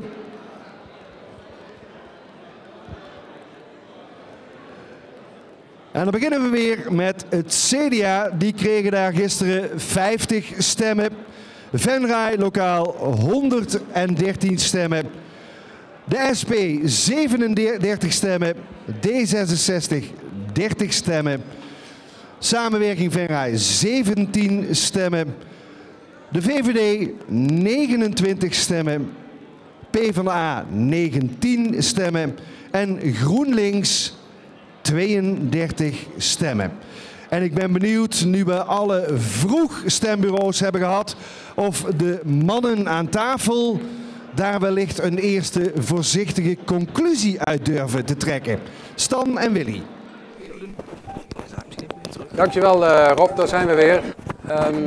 Ik zit hier niet echt met twee mannen aan tafel, wel met Jens van Oers, 19 jaar, heeft hij me net toevertrouwd. Is ook wel alle man, maar om jou nou meteen te vragen om een analyse, dat gaat misschien wat ver. Nou ja. Wat vind je ervan tot nu toe van deze avond? Ik moet heel eerlijk zeggen, een aantal mooie dingen toch wel gebeuren. Ik denk dat er voor de komende 4 jaar, als dit de voorbode van de avond is, dat er best wel mooie dingen uit kunnen gaan komen. Maar ja, er zijn nog heel veel stemmen die geteld moeten gaan worden. En ik denk dat we daar echt nog even op moeten wachten voordat we een definitieve indicatie willen afgeven. Je praat al als een volleerd politicus. Ja, ik bedoel, we zijn ondertussen 4 jaar bezig. Genoeg tijd doorgebracht in de raadzaal als commissielid. Oh ja. Ooit als voor alle 3 de commissies tegelijk. Je hebt voor alle 3 de commissies tegelijk gewerkt? Ja, okay. Ik heb zowel commissie Leven, Wonen als Werk en Besturen eigenlijk alle 3, ik denk voor bijna 2 jaar wel gedaan. En daarna hebben wij een aantal leden extra geworven en een aantal hele goede aanvullingen voor de commissie Leven gekregen. Dus op dat moment heb ik ervoor gekozen om plaats te maken en ervoor te zorgen dat anderen ook een goede bijdrage. Op je 19e heb je ook al plaats gemaakt? Nou ja, niet plaatsgemaakt, maar in ieder geval ervoor gezorgd dat we zo breed mogelijk zijn. En dat daar ook een zo breed mogelijk publiek aan het woord kan komen. Ja, maar je bent ook, je was in ieder geval ook een opgroeiende puber, Jens. Je moet ook een beetje lol hebben in het leven. Ja, nou ja, dat gebeurt ook genoeg. Daar gaat het niet over. Maar nou ja, de politiek was ook wel een gedeelte lol voor mij. Ja? Ja, zeker. Ik heb het altijd met veel plezier gedaan. En ik denk dat de vele jongeren die we hier in Venray gelukkig op de lijst hebben, laten we dat zeker ook even benoemen. Ik vind dat echt wel heel positief om te zien. Dat dat voor hen ook zeker geldt. Juist. Wat was je ambitie om de politiek in te gaan? Veel jongeren die laten ook snel links liggen en gaan andere dingen doen. Wat was je drive? Nou ja, ik moet heel eerlijk zeggen, ik ben eigenlijk 4 jaar geleden bij de vorige gemeenteraadsverkiezingen was ik voor het eerst aanwezig bij Samenwerking Venray. Via bijgerold. En ik zag gewoon wel een aantal dingen gebeuren in Venray waarvan ik dacht, dat kan beter. En dat mag ook beter. En ik denk dat daar nog zeker 4 jaar voor in het verschiet ligt. Maar dat we de afgelopen 4 jaar ook toch best wel veel gedaan hebben. En dat we best wel veel verschillende oplossingen hebben kunnen brengen voor een aantal diverse problemen. En bedoel je dan de politiek of jouw partij Samenwerking Venray? Nee, ik bedoel echt de politiek in het algemeen. Ik denk dat we echt het beste van hebben willen maken de afgelopen 4 jaar. We hebben natuurlijk fel oppositie gevoerd. Ik hoop dat we vanavond niet beginnen over glasweb. Maar in elk geval, we hebben een aantal hele grote punten gehad waar we duidelijk in zijn geweest en waar we toch iets op geboekt hebben. Ja. Nou, voordat we naar mevrouw Kompier gaan, wil ik toch even weten waarom we niet mogen beginnen over glasweb. Nou, ik ben al best wel, eigenlijk vanaf het moment dat ik toegetreden ben in de commissie, dat was op 20 februari, op de dag dat ik 16 werd, ben ik eigenlijk altijd fel op glasweb geweest. En de laatste tijd gelukkig met succes, want er zit weer schot in. Ja, want KPN gaat samenwerken met glasweb. Ja. Dus, oké. Komt goed, Jens. Ja, gelukkig wel. Mevrouw Kompier, van harte welkom. Ja. Niet alleen hier, maar ook in Venray. U bent sinds 22 december waarnemend burgemeester. Ik las, om daar ook maar meteen even op door te gaan, op uw Wikipedia-pagina. Ja. De verwachting is dat zij tot op zijn vroegst aanblijft tot in de eerste helft van 2023.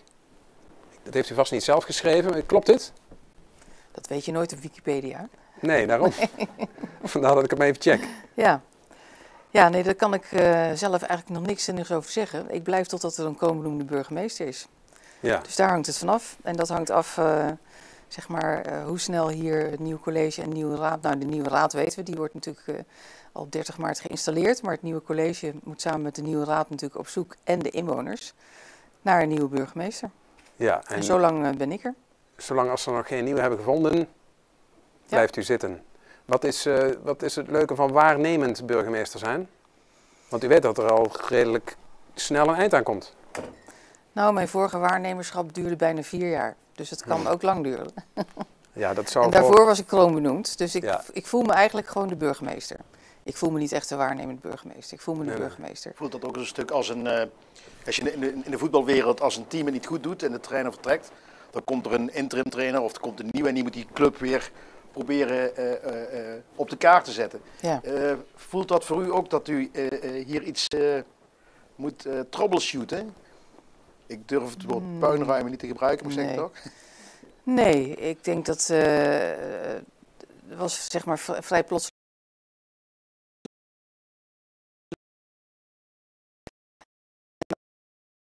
Dus ik werd gebeld en ik kwam en ik trof hier een fantastisch team college aan, wethouders. Maar ook vind ik een geweldige raad. Ik ben buitengewoon trots op wat hier in Venray gebeurt, politiek gezien. Dat vind ik steeds echt iets om landelijk op de kaart te zetten. Dus dit is heel mooi dat we nu de Pelemaas TV hebben. En ik hoop dat het land langzaam incijpelt, want wat hier gebeurt is echt heel bijzonder. Dus dat is heel mooi om mee te maken. Dus het voelt eigenlijk als heel snel ingeburgerd en onderdeel van een mooi proces. Wat volgens mij nieuwe politiek is, waar we in dit land heel hard op zitten te wachten. En ik hoop dat de kiezers dat al voldoende hebben kunnen zien. En dat gaan we vanavond merken. Wat maakt u bijzonder en wat maakt u trots op deze raad en de politiek hier in Venray? Nou ja, het is de samenwerking. We doen het samen. Dat hoor je in alle debatten, alle lijsttrekkers zeggen. En dat is ook wat ik zo ervaar in het college en in de gemeenteraad. Ja. Nou ja, tot en met natuurlijk vorige week het unaniem bijvoorbeeld genomen lastige besluit over de opvang van asielzoekers. De hele raad unaniem. Nou ja, dat is denk ik uniek in Nederland. Ja, de tijdelijke opvang gaat het dan over, hè? Het ging in dit geval over de tijdelijke opvang, maar het is vooral zeg maar de houding. Niet tegenover elkaar gaan staan, maar je samen, en dat kan dan gaan over glasvezel, met elkaar willen doen. En dat we dat doen voor de inwoners, want daar gaat het tenslotte over. Ja. En vandaar ook dat u hoopt op een hoge opkomst, hè? Nou, daar ben ik ondertussen helaas een beetje in teleurgesteld, want ik weet dat die niet zo hoog zal zijn. Oh, vertel, wat weet u? Nou ja, ik denk dat ik hoop dat we hetzelfde percentage halen als 4 jaar geleden. 52%. Maar dat vind ik te weinig. Ik vind dat we hier voor gemeenteraadsverkiezingen moet je minstens 70-80% kunnen halen. Dan ben je goed bezig voor je inwoners en dan weet je je inwoners te engageren en te interesseren voor wat hier in dit huis gebeurt. En zijn we genoeg, gaan we genoeg naar buiten en komen mensen van buiten genoeg naar binnen. Ja. Nou ja, daar is dus nog wel wat. Wordt elders in het land wel eens gehaald, 70-80%? Ja, zeker. Ja? Ja. Waarom zou het hier nog niet gelukt zijn, enig idee? Nou ja, geen idee, maar dat zijn de gesprekken die ik voer. Vandaag is het gelukt om een jarige jongere, hij is hier vanavond ook, Willem, vandaag 18 jaar geworden. Heeft voor het eerst gestemd, had een vriendin bij zich die ook 18 is, ook voor het eerst gestemd. En doordat ze door ons zijn uitgenodigd en door mij zijn alle jongeren aangeschreven in een persoonlijke brief. Ja. Vroeg ik ook van nou, kijk je nu ook anders aan tegen de gemeenteraadsverkiezingen sinds je hier actief wordt uitgenodigd? Nou, dat blijkt dan zo te zijn, dat hij toch zich ging verdiepen in wat alle partijen in de programma's hebben staan. Ze gingen allebei en ook in hun vriendengroep dan weer over de politiek praten. Nou ja, daar gaat het om. Ja. Want dan gaat het leven en dan is het wat je zegt, dan raakt het ook jullie en het raakt ons allemaal. Is het iets ook wat jij ziet, Jens, dat er enthousiasme is ook onder de jeugd? Nou ja, tot op zekere hoogte wel. Ik denk dat er nog altijd meer kan. Maar wat ik met name, die brievenactie, dat was zeker een hele goeie. Ik denk dat echt wel mensen toch naar de stembus heeft getrokken. Maar wat ik ook heel mooi vond eigenlijk, is dat we met alle jongeren die op de lijst staan voor verschillende partijen, hebben we ervoor gezorgd dat er een video in ieder geval op social media terecht kwam. En nou ja, dat we via die weg dan maar extra jongeren bereiken. En daardoor hebben we elkaar ook versterkt, hè? Dat is gewoon een fantastische samenwerking. En, ik bedoel, en dwars door alle partijen heen ook, hè? Ja, dat was heel goed voor jullie. Iedereen die heeft daaraan bijgedragen. Iedere partij heeft eigenlijk een jongere mensen die hebben die aangedragen. En daarin is alles gewoon voorbij gekomen. En het ging er ook helemaal niet over, hè, stem op deze partij. Nee, maakt niet uit waar je op gaat stemmen, maar ga stemmen. Juist. Ik moet heel eerlijk zeggen, ik ben nog altijd van mening dat zelfs een manco stem een mening is. Dan ben je het er gewoon niet mee eens. Blanco stem. Ja, nou ja, blanco stem, manco stem. Maar in ieder geval, hè, een lege stem of een leeg stembiljet zegt ook iets. Want dan doen we blijkbaar met z'n allen toch nog niet goed genoeg. Oké. Ik onderbreek je even, we komen hier zo weer terug met dezelfde mensen aan tafel ook. We praten ook door over politiek en jongeren. We gaan eerst weer even terug voor wat uitslagen naar de raadzaal. Hier is Rob van Lieshout. Ja, Stan, even geen uitslagen. Ik heb namelijk, jullie hebben het over jongeren in de politiek. En wat dit jaar opvalt is dat er ontzettend veel jongeren op die kieslijst staan. Zo ook Lisanne Wiskerhof, nummer 2 van Venray Lokaal. Lisanne, hoe is het met jou?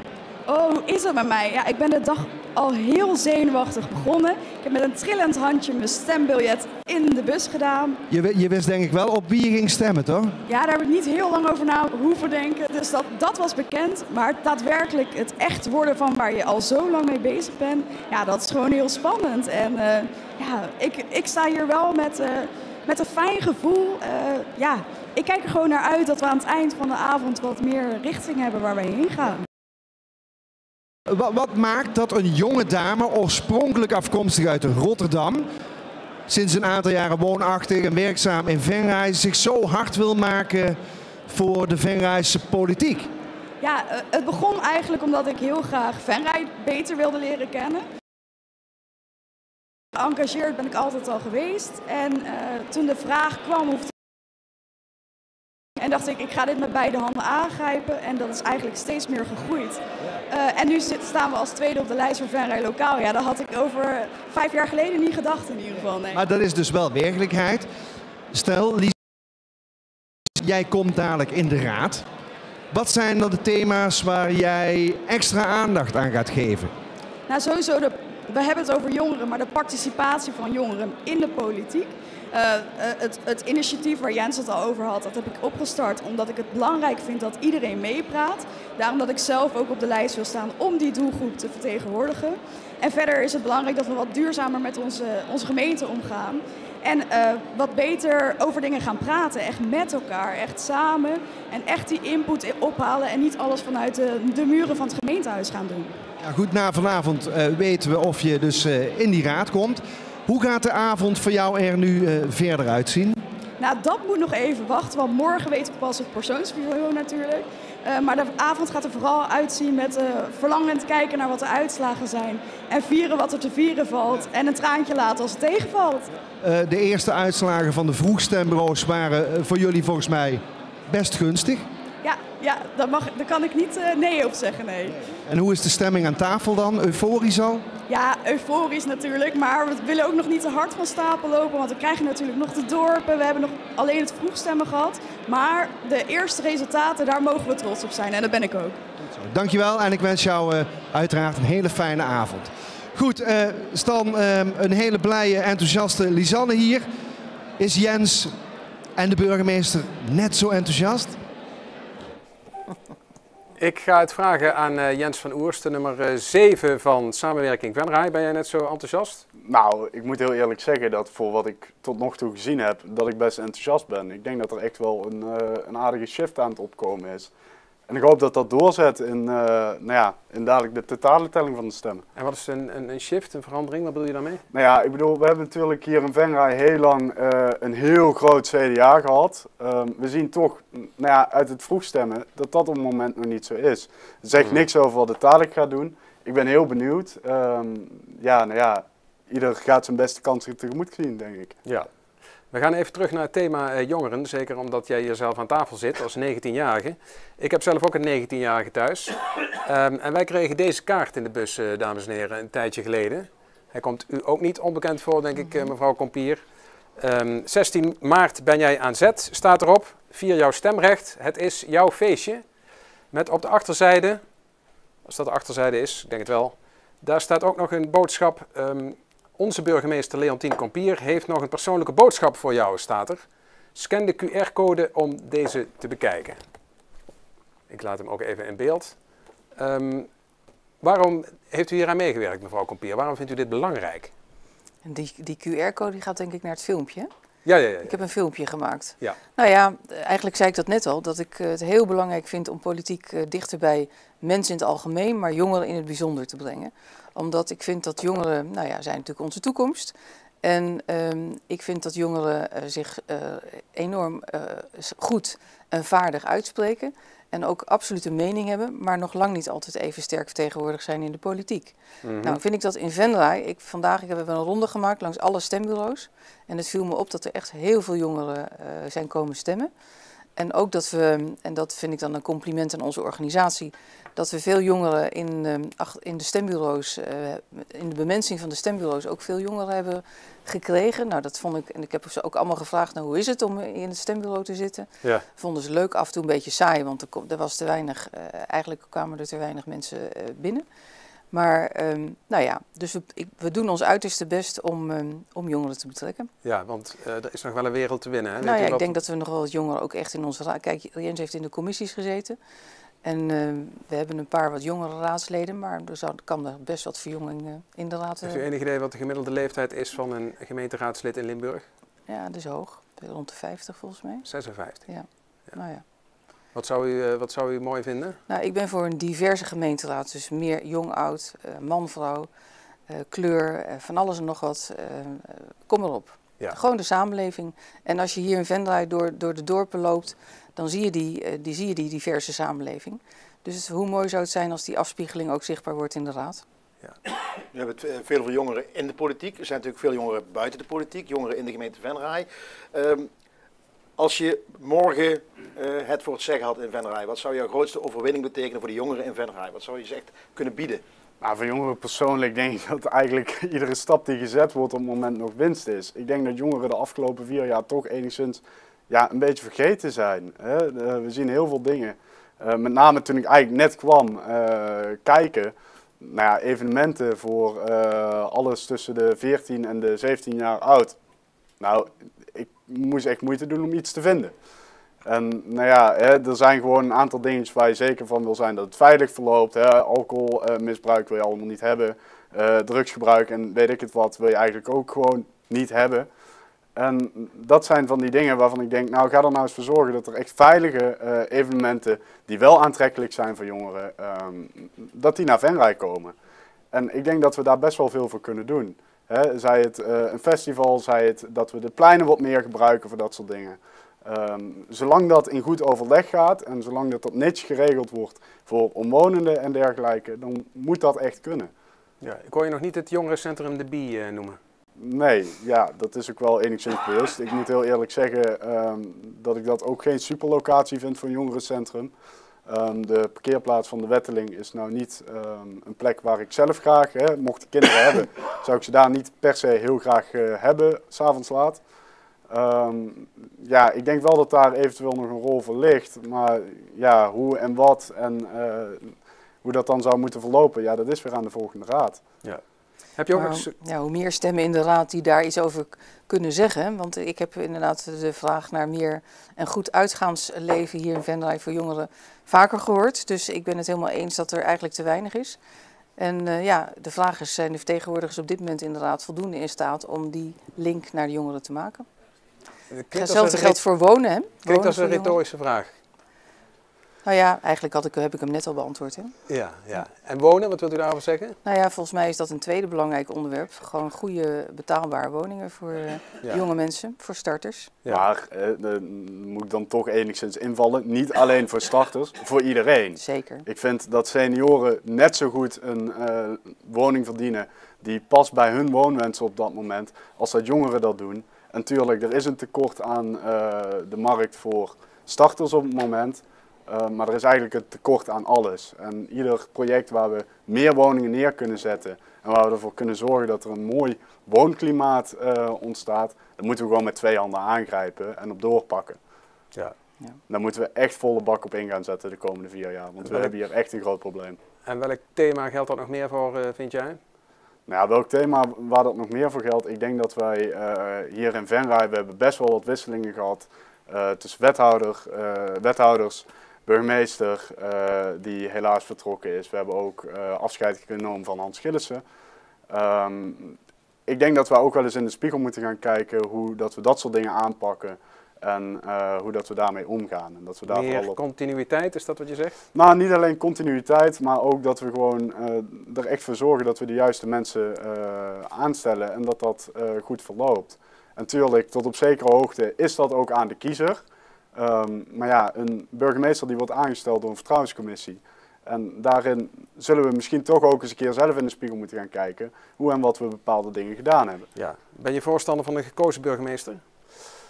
Nou, dat durf ik eigenlijk niet te zeggen. Ik weet niet of dat per se beter is. Ja, als de opkomst boven de 70% is. Nee, als die daaronder is. Ik denk dat er dan wel echt een meerderheid van de burgers daarvoor moet zijn. Ja. En u, mevrouw Kompier? Ik ben er niet voor. Nee? Nee. Ik ben echt voor die onafhankelijke positie van een burgemeester. En een gekozen burgemeester wordt te politiek. Ik vind echt dat een burgemeester, en ik liet me net even verleiden door een paar thema's te noemen, die voor jongeren belangrijk zijn. Maar ik vind het allerbelangrijkste dat jongeren meedoen in het politieke debat, dat ze gehoord worden en dat geldt voor iedereen. Daar ben ik het helemaal met Jens eens. Het gaat om het dichterbij brengen van de politiek. Dus als we in de raad in hele abstracte taal met elkaar debat voeren, dan is dat voor de buitenwacht niet meer te volgen. Dus u mag mij aanspreken als voorzitter dat ik erop let dat we in de raadzaal heldere taal gebruiken. Dat het interessant is voor de inwoners die naar ons kijken en luisteren. En dat we elkaar begrijpen. Dat is belangrijk. Juist. Ja. Mooie afsluiting van dit rondje hier in het atelier. We komen zo weer terug, maar eerst naar, ja, ik hoef het al bijna niet meer te zeggen, de raadzaal en Rob van Lieshout. Ja, dankjewel Stan. En vanuit hier geen abstracte taal, maar heel concreet. We gaan namelijk de eerste 6 stembureaus bekendmaken. De uitslagen van de eerste 6 stembureaus van vandaag. En het eerste stembureau waar wij naartoe gaan, dames en heren, de aandacht mag ook een klein beetje hier naartoe, dat is Gijsteren. Langzaam maar zeker zoomt het programma in en we komen terecht bij de Aldeschool Gijsteren en daar is als volgt gestemd. Het CDA, en nou zie ik het aantal stemmen niet, want ik zie mezelf in beeld. Venray, 72 stemmen zie ik, Venray lokaal 44 stemmen. De SP kreeg in Gijsteren 2 stemmen. D66 9 stemmen. Samenwerking Venray. En ik hoor voor het eerst echt gejuich in de zaal, 88 stemmen.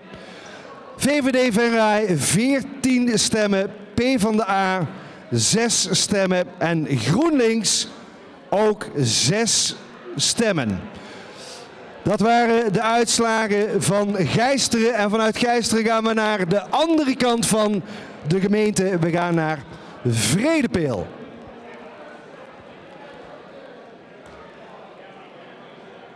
En we vliegen over Venray heen en komen terecht in Vredepeel.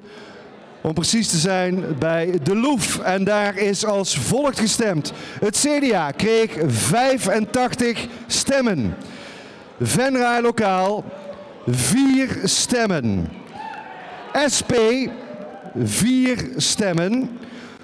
D66 1 stem. Samenwerking Venray 5 stemmen. De VVD 3 stemmen. PvdA 0 stemmen. En GroenLinks 2 stemmen. Dus we kunnen stellen dat Vredepeel massaal heeft gestemd voor het CDA. Dan gaan we weer terug naar Venray. We gaan naar het Nipperke. Het Nipperke bij de Sint-Odastraat. En op het Nipperke, daar is gestemd als volgt. Het CDA kreeg daar 10 stemmen. Venray lokaal 59 stemmen. SP 22 stemmen. D66 32 stemmen. Samenwerking Venray 29 stemmen. Ook de VVD kreeg 29 stemmen, PvdA 19 stemmen en GroenLinks 4 stemmen. Tot zover de uitslagen van het nipperke. Vervolgens gaan we naar de smakt.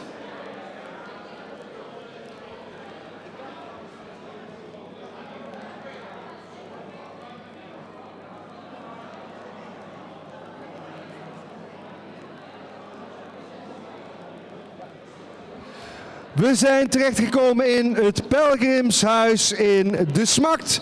En daar is als volgt gestemd. Het CDA kreeg in de Smakt 38 stemmen. Venray Lokaal kreeg daar 9 stemmen. De SP 7 stemmen. D66 8 stemmen. Samenwerking Venray 35 stemmen. De VVD 4 stemmen. Partij van de Arbeid 9 stemmen. En GroenLinks 3 stemmen. Vanuit de Smakt gaan we weer een stukje reizen en gaan we richting Blitterswijk, zoals ze het zelf graag zeggen. Blitterswijk.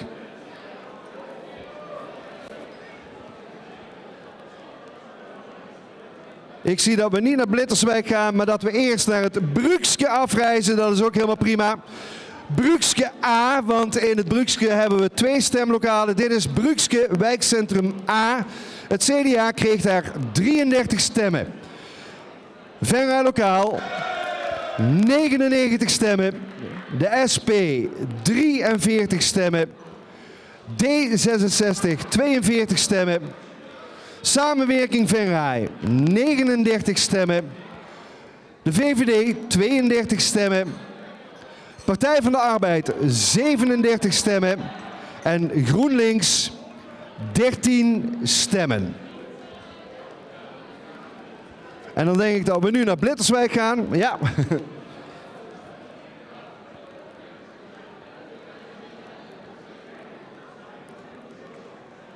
En in Blitterswijk komen we terecht in stemlokaal het gemeenschapshuis van Blitterswijk.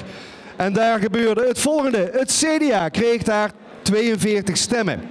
Venray Lokaal 107 stemmen.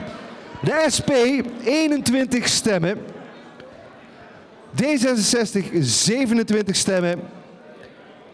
Samenwerking Venray 53 stemmen.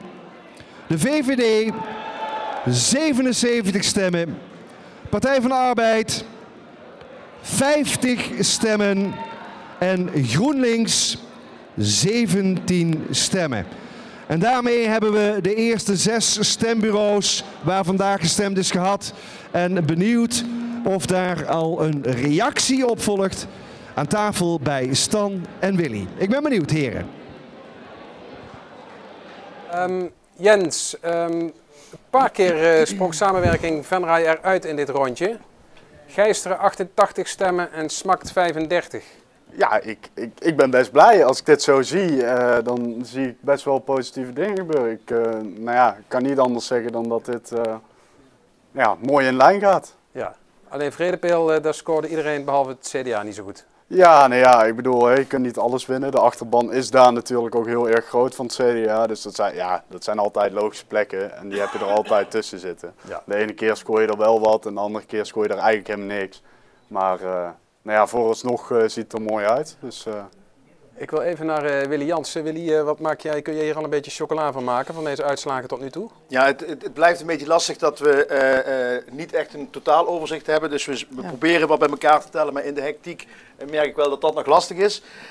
Als je dan een uitslag ziet van Vredepeel, dan verwacht je natuurlijk al snel van het gaat weer de traditionele kant op. Want dat is toch wel inderdaad een CDA-bolwerk. En als je dan die stemmen ziet, dan denk je oké, als dit tekenend wordt voor de dorpen, dan verandert er niet zo heel veel. Maar als je dan inderdaad Gijster ziet, dan verbaast me dat wel wat daar dan gebeurt. Wat me opvalt is dat op dit moment de echte lokale partijen, Venray Lokaal en Samenwerking Venray, goed scoren. Dat valt me echt wel op, dat die toch wel in een winning mood kunnen zijn, denk ik al. Lastig blijft voor ons ook nog wel dat er natuurlijk met het vroegstemmen, met een aantal stembureaus die er 4 jaar geleden niet bij waren, om echt alles heel goed 1 op 1 te vergelijken, dat blijft toch nog wel een lastig verhaal. Het wordt denk ik een hele spannende uitslag vandaag. Het wordt minder voorspelbaar denk ik dan 4 jaar terug. Ja, dat sowieso. Maar ik moet heel eerlijk zeggen dat als ik kijk naar de lijn die we zien, lokaal wint. En lokaal wint echt aan het terrein. En ik denk dat dat een hele mooie ontwikkeling is. Toen straks zat hier natuurlijk ook Wim aan tafel. En die gaf ik aan, we zijn allemaal lokale partijen. Wim de Schrijver van de VVD wil je? Ja, daar ben ik het zeker mee eens. Daar gaat het ook niet over. En ik denk dat iedere partij hart voor lokaal heeft. Maar ik vind het fantastisch om te zien dat de volledig lokale, eigenlijk de partijen die geen geld krijgen van bovenaf of vanuit de overheid of net wat, dat die toch er zo voor hebben kunnen zorgen dat ze zo aan het knallen zijn. Ik vind dat mooi om te zien en ik hoop dat dat landelijk doorzet. Ja. Hij doet het, qua verbaal doet hij het goed, hè? Jens, zeker, zeker. Ja. Ja. Ja. Ik wil even naar uw eigen rol als burgemeester, want die is natuurlijk ook interessant. Wat ziet u zelf als uw belangrijkste taken, mevrouw Kompier, hier de komende jaren, nou jaren is te veel gezegd, maar laten we zeggen het komende jaar hier in Venray? Wat wilt u voor elkaar krijgen? Nou ja, wat mij betreft gaan we door op de ingeslagen weg. Dat zou ik heel mooi vinden als dat zou lukken. Wat ik net zei, de Venray mag echt trots zijn en even los van welke partij daar dan ik vind juist dat die samenwerking tussen die verschillende partijen, dat die de kracht laat zien van de nieuwe politiek, noem ik het maar steeds. De nieuwe bestuurscultuur? De nieuwe, nou ja, noem het hoe je het wilt. Maar ik noem het maar even de nieuwe politiek, die bruggen slaat naar elkaar, die bruggen slaat naar de samenleving. En dat is volgens mij waar de samenleving heel hard aan toe is. Ja. Nou ja, dat is 1. En 2, ik hoorde vandaag dat heel veel mensen ook het leuk vonden om op het stembureau te zitten, omdat ze blij waren dat ze weer onder de mensen kwamen. Dat hebben we natuurlijk heel erg gemist. Dus ik denk dat de politiek weer dicht bij mensen brengen, dat is echt wel een van de belangrijkste doelstellingen voor de komende periode. En ik denk dat we dat goed doen hier in Venray. En dat denk ik dus ook. En daar mogen jullie en daar mogen wij met z'n allen zeer trots op zijn. Ja, u mag wij zeggen nu, hè? Ik mag nu wij zeggen. En dat ben ik, dus dat bevestig ik steeds maar. Ja. En dat kunnen we nog steeds meer uitventen. Want het is een hele mooie politiek die volgens mij redelijk uniek in Nederland is. En wat is want daar begon ik mee, wat is uw eigen taak daarin? Hoe ziet u die? Nou ja, ik vind mezelf, ik ben nooit zo'n op de voorgrond treder. Hè, dus ik probeer dat ook als burgemeester niet te zijn. Dus ik probeer juist, eigenlijk de rol zoals ik die de afgelopen 3 maanden al heb vervuld, die zal niet veel veranderen. Nee. Dat is zoals ik ben en dat is zoals ik het doe. Ja, wat was voor u de lastigste ervaring in die 3 maanden dat u er zit? De lastigste ervaring kan ik me niet... de meest uitdagende, geen gehad? Nee. Ging allemaal van een leien dakje? Ja, eigenlijk wel. Ja. En de mooiste? Nou ja, de mooiste vond ik, wat ik net al zei, het unanieme besluit vorige week in de Raad over de tijdelijke noodopvang. Ja. Maar dat de Raad een week voor de verkiezingen unaniem dit besluit neemt, nou, ook dat is volgens mij echt uniek in Nederland. Ja. Wat vond jij daarvan, Jens? Nou, ik was er trots op. Ja. Ik moet heel eerlijk zeggen, ik vind dat echt iets waar we trots op mogen zijn. Niet alleen het feit dat we dat natuurlijk gaan doen, maar ook gewoon het feit dat we inderdaad dat zo saamhorig kunnen doen. En ik denk dat dat iets is wat we de afgelopen tijd gewoon steeds verder doorzetten. Het is, er zitten best wel wat mensen tussen die elkaar al een hele tijd kennen. Er komen ook een hele hoop nieuwe mensen bij. Maar we zijn echt aan het kijken hoe gaan we samen verder. En ik denk dat dat het allermooiste is wat je kunt hebben voor de lokale politiek. Dat is wat je nodig hebt hier. En zeker in een kleine stad, een heel groot dorp zoals Venray. Ja, kleine stad, heel groot dorp. Ja. Ja. Nou ja, als je er demografisch naar gaat kijken, dan is het dat eigenlijk. Dus het is... een stadje met een dorpskarakter. Ja, hè? En dat is eigenlijk het mooiste wat je kunt hebben. En daar hebben we natuurlijk meer van in Limburg. Maar ik denk dat we het tot zover heel goed doen. Maar het zit ook een beetje in de haarvaten volgens mij van de Venraynaren, dat ze omkijken naar elkaar. En dat is ook misschien iets wat voor hier heel gewoon is, maar wat dus niet zo gewoon is. Nee. Kunnen we het zo nog even over hebben. Eerst even naar Rob van Lieshout, naar de raadzaal, want daar is ook weer het een en ander te melden. Leidend, hè? Wat doen we als eerste? Die hoef je eigenlijk alleen maar aan te kondigen, want die anderen zie je gewoon op de presentatie staan. Hè? Ja, maar ik vind dat zelf gewoon fijn. Okay. Even kijken. Oh, we zijn er alweer. Oh.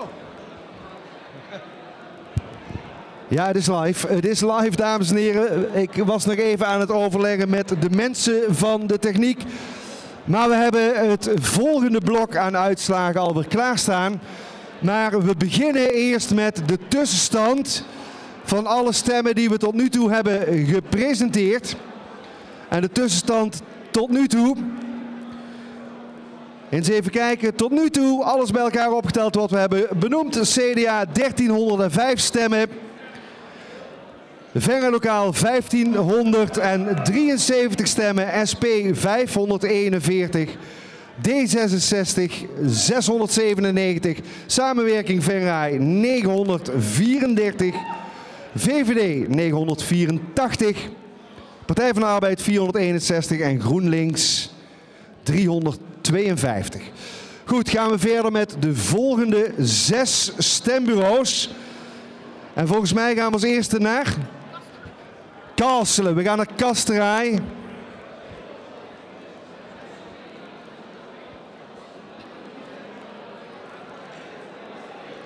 Aangekomen bij de WIS in Kasterij en daar is als volgt gestemd. Het CDA 199 stemmen. Venray Lokaal 34 stemmen. De SP 8 stemmen. D66 15 stemmen. Samenwerking Venray 27 stemmen. VVD 45 stemmen. Partij van de Arbeid 7 stemmen. En GroenLinks 9 stemmen.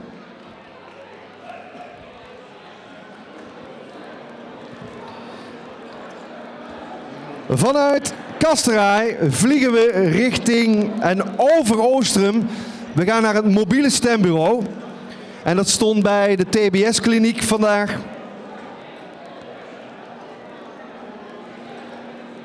En dan ben ik benieuwd hoeveel stemmen daar überhaupt zijn uitgebracht. Dat zijn er 16 zo te zien. CDA kreeg van die stemmen 0. Venray Lokaal 3, de SP 2, D66 3, Samenwerking Venray 1, de VVD 4, Partij van de Arbeid 1 en GroenLinks 2. En dat was het mobiele stembureau. En van het mobiele stembureau gaan we met een springplank naar de springplank. En ook daar werd gestemd. En u ziet het thuis, het is gezellig druk. En het wordt steeds rumoeriger hier in de raadzaal. Eens even kijken of we bijna zover zijn, of we bij de springplank aankomen. Ja. Daar zien we het CDA, 46 stemmen. Venray Lokaal, 95 stemmen. De SP, 35 stemmen. D66, 45 stemmen. Samenwerking Venray, 93 stemmen. De VVD, 50 stemmen. Partij van de Arbeid, 26 stemmen. En GroenLinks, 21 stemmen. Van de springplank gaan we naar Oerlo. Oerlo, Oelderen. En wat gebeurde er vandaag in Oerlo? Bij de Linde om precies te zijn. In totaal 545 stemmen. 177 voor het CDA. Venray Lokaal 73 stemmen. SP 22 stemmen. D66 49 stemmen. Samenwerking Venray 46 stemmen. De VVD kreeg in Oerlo 152 stemmen. Partij van de Arbeid 14 stemmen en GroenLinks 12 stemmen.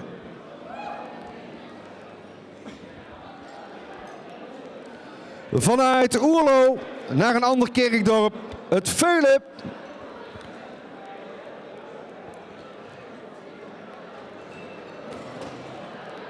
En we zijn terechtgekomen bij de Hoefslag. In totaal 292 stemmen. En het CDA kreeg er daar maar liefst 131. Venray Lokaal 29. De SP 8. D66 5.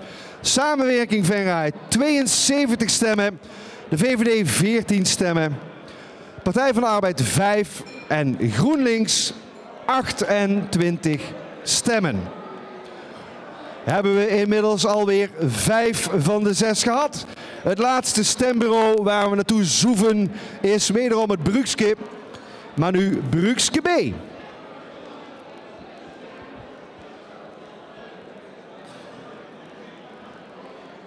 Brugske B, 347 stemmen in totaal en het CDA kreeg er daar 34. Venray Lokaal 104. De SP 31. D66 36. Samenwerking Venray 48. De VVD 31. Partij van de Arbeid 40. En GroenLinks 23 stemmen. Goed, dit waren weer 6 uitslagen van verschillende stembureaus. Goed, misschien is er al steeds meer duidelijk aan het worden. Stan, ik schakel weer over naar jou. Ik ben benieuwd of je nog steeds de jonge gasten aan tafel hebt zitten. Of dat er inmiddels nieuwe gasten bij jou aan tafel zitten. We gaan eens kijken. Rob, ik ga even naar mijn sidekick Willy Jansen. Want die verdiept zich in de cijfers zoals die worden gepresenteerd vanavond. Willy, wat zie jij gebeuren? Nou, ten eerste, als we kijken naar de tussenstand, want dat was voor ons even makkelijk om wat dingen te vergelijken. Dan hebben we het over de winst van Lokaal. En we zien inderdaad dat als we zo vrij mogen zijn om Venray Lokaal en samenwerking Venray bij elkaar op te tellen, dat daar een ruime 2500 zetels uitkomen. En als je kijkt naar een... Zetels of stemmen? Sorry, stemmen, 1500 stemmen.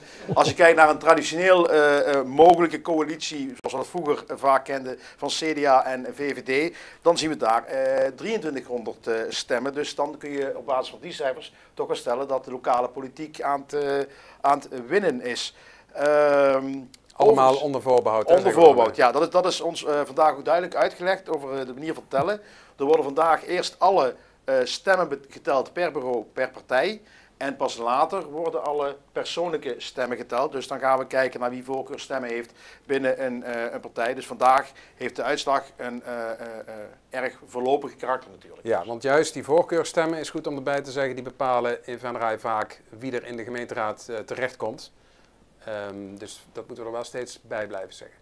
Ja. Inmiddels zitten hier aan tafel twee hoe heet dat, politici, Rob Poels en Ellie van Dijk, allebei uit Smakt. Ja. Ja, toch? Leuk, hè? Smaktenaren, ja. Twee Smaktenaren bij elkaar. Zo het kleinste dorp en dan... Hè, het beste vertegenwoordigd, hè? Dat bedoel ik dus. Het kleinste dorp het beste vertegenwoordigd, hoezo? Samen met qua mensen die meedoen aan de politiek, bedoel hè? Ja. Of ze het beste vertegenwoordigd moet nog blijken. Ja, dat moet inderdaad nog blijken. We gaan eens even kijken naar die uitslag. Ik heb hem hier even bijgehouden bij het Pelgrimshuis. Dat binnenkort sluit, heb ik begrepen. Helaas het CDA, dat is jouw partij, Rob. We hopen nog van niet. Ja, we hopen van niet. Ze zijn op zoek inderdaad naar opvolgers. CDA ging in 2018 28, nu 38 stemmen. Ik heb het alleen over Smakt, hè? Ja, dat is wel het Rob Poels effect. Ja hoor. Ja, en die bevestigt dat. Ik zei dat net tegen Rob. Ik had het niet anders verwacht. Nee? Ik weet dat de eerste keer dat ik meedeed in 98 of zo, had ik 48 stemmen. En toen was ik ook net voorzitter dorpsraad af. En ik heb tegen iedereen gezegd, ik verwacht eigenlijk dat Rob de meeste stemmen krijgt. Dat mensen, je staat dan midden in het regelen en in het overleg met het dorp. En dan krijg je, dat is gewoon pure winst. Ja. PvdA gaat van 18 naar 9 in Smakt. Ja, ik zeg Rob en Sjaak. Sjaak Koopmans die bij samenwerking 26 stemmen had. Ja, dan denk ik, dat had ik eigenlijk ook verwacht. Die is met die spoorwegovergang daar bij het Pelgrimshuis heel druk. heeft 26 stemmen meer nu. Ja. Nee, maar met name daaraan dat je dus de actuele dingen die in het dorp gebeuren, daar gaan mensen op af. Daar beslissen ze wie de stemmen naartoe gaan. Ja, en jij ligt er niet wakker van dat het PvdA nu achteruit is gegaan daar? Nou, daar lig ik niet wakker van. Maar ik had het eigenlijk ook verwacht zo. Ja? Ongeveer qua verhouding. Ik had er misschien een paar stemmen meer verwacht, maar... Ja, dat is logisch eigenlijk. Als er maar 1 man meedoet namens het dorp en nou 3 man, dan moet er gedeeld worden. Ja. Het CDA is goed indelen, PvdA is goed indelen. Wat dat betreft komt toch al straks bij elkaar uit. Hè? Ja, dus, Maar het CDA is van oudsher natuurlijk in het dorp de grootste partij. Ja. Dus, We hebben het nu weer gezien in en Kasteraar. dan met zo'n stemmenkanon. Rob Poels, ben jij een stemmenkanon? Ik woon het aantallen, maar dat klinkt niet als een kanon. Hè? Dus voor een dorp is het wel lekker. Nee, maar ik denk zo in Venray en zo ben je natuurlijk ook geen onbekende bij een hele hoop mensen. De carnavallen, noem het ja, maar ja, aan het tappen van de stembus. Wat is je succes dan, Rob? Wat is je succes? Ja, dat ik eigenlijk met mijn kont in de boter val ergens. Ik heb altijd geluk. Oh, is het zo? Hè? Heerlijk is dat, toch? Geef eens een voorbeeld, Rob. Behalve dan nu, maar een ander voorbeeld. Ja, als je dan, ben ik dan voorzitter geworden bij de Vorstenraad. Ja, heb ik altijd heel graag willen worden, maar nooit geambieerd om er heel veel aan te doen en in één keer bij je te worden. Dan denk ik, ja, dat is de mooiste baan die je kunt hebben natuurlijk, binnen de carnaval. Dus, en dat komt dan aangewaaid, denk ik van ja, dat is lekker. En waarom de politiek? Want dit jaar maakt je debuut, hè? Ja, dit is het debuut, ja. Ik heb me altijd wel een beetje geïnteresseerd voor politiek. En er waren wel een paar dingen waar ik dacht van, nou, wat wel, als je iets zegt, leg het dan goed uit. En als je er geen verstand van hebt, zeg dan niks. Dat was een beetje, dat vond ik af en toe wel een beetje, had ik af en toe wat kromme tenen, hè, over sommige discussies. En ik denk van ja, je kunt erover zeuren of meedoen. Nou, dan meedoen. Ja. Ik denk dat is het beste. Maar dan gaat het ook voorkomen dat Rob Poels niks zegt. Nee, die kans is klein. Dus je hebt er overal verstand van dan? Ik heb het scheid- en de grensgedachte, wat je laatst zei, die houdt erin. Dat je mag niet van iemand verlangen dat hij niks zegt. Nee. Dus, maar hij of zij moet zich wel eerst verdiepen in de materie. Ja, oké, op die toer heb je natuurlijk wel gelijk. Ik denk als je ergens, helemaal geen, of je moet, als je een netwerk hebt, dan kun je wel bij mensen te raden gaan die er wel verstand van hebben. Dus dan maar wel iets vinden, denk ik. We hebben straks al een paar voorbeelden gehoord van hoe oud-gedienden daarmee omgaan. Hè. We werden straks even ingeleid in het Chinees kunnen lezen en dat soort dingen. Van Jan Hendricks. Van Jan Hendricks, ja.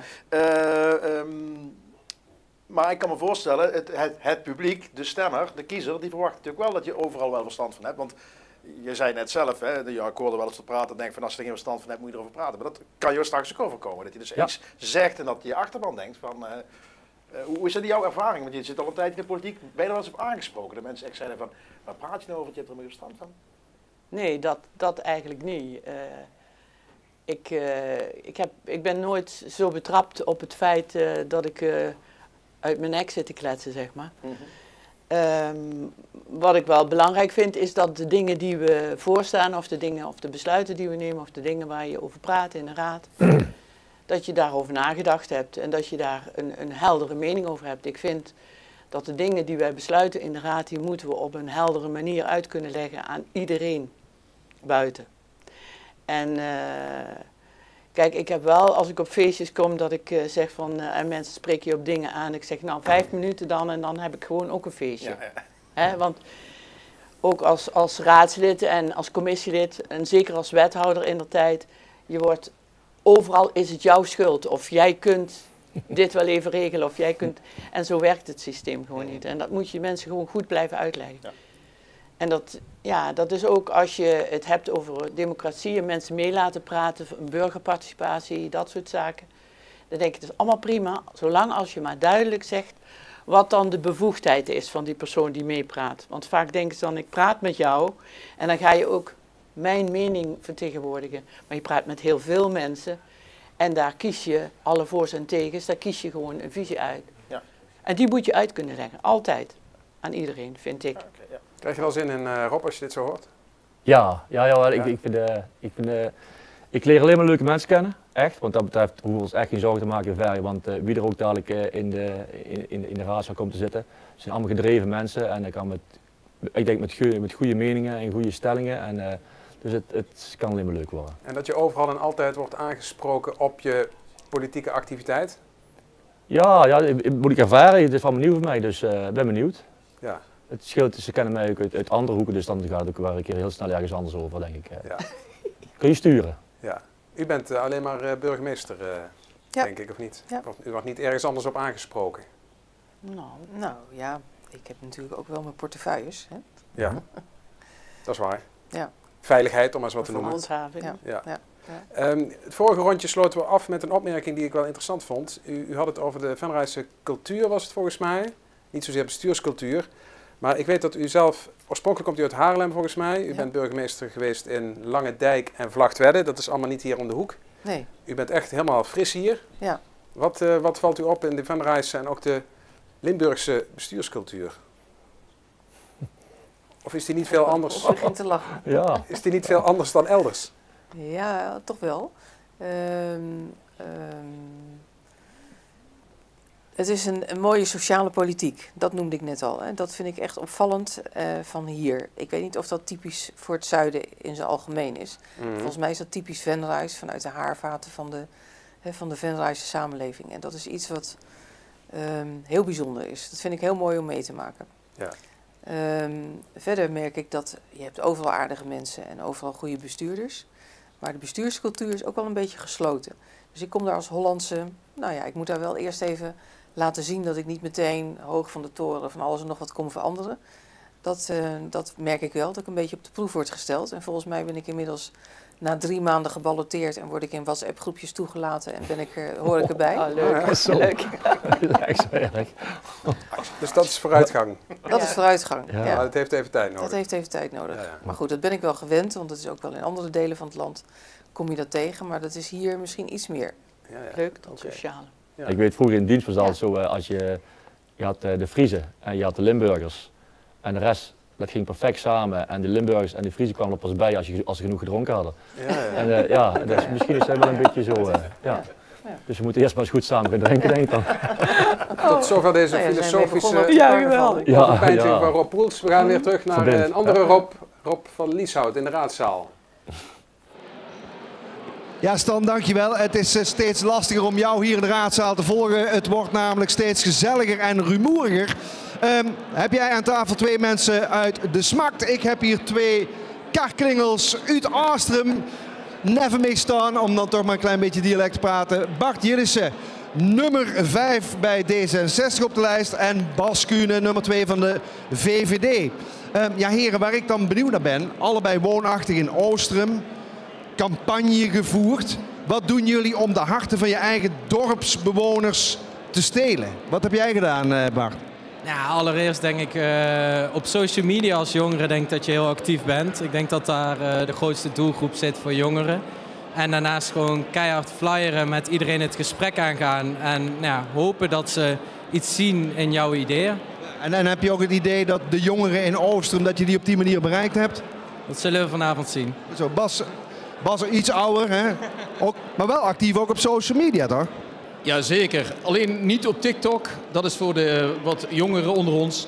Maar wij hebben ook geflyerd, we hebben op zondagmiddag koffie geschonken, met de ouderen over gehad, wat moet er in Oostrum nou veranderen.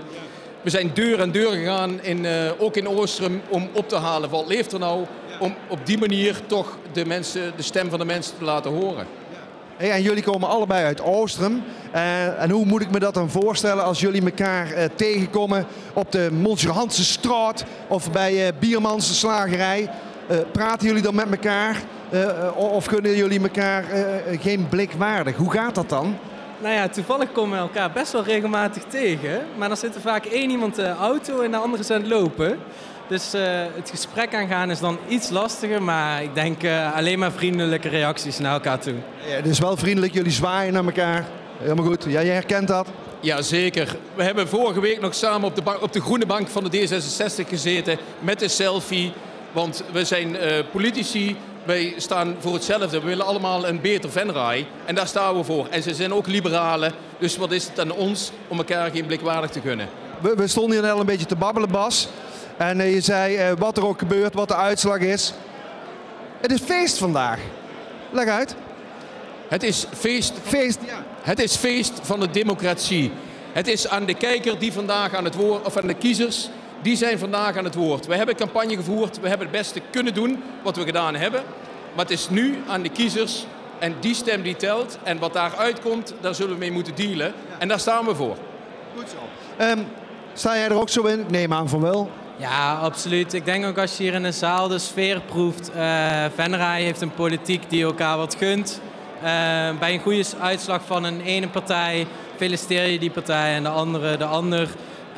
Dus ik denk alleen maar gezelligheid vanavond. En natuurlijk, het is super belangrijk dat iedereen gaat stemmen. Nou ja, dus alleen maar een mooie avond vanavond. Wat een sportiviteit, wat een sportiviteit.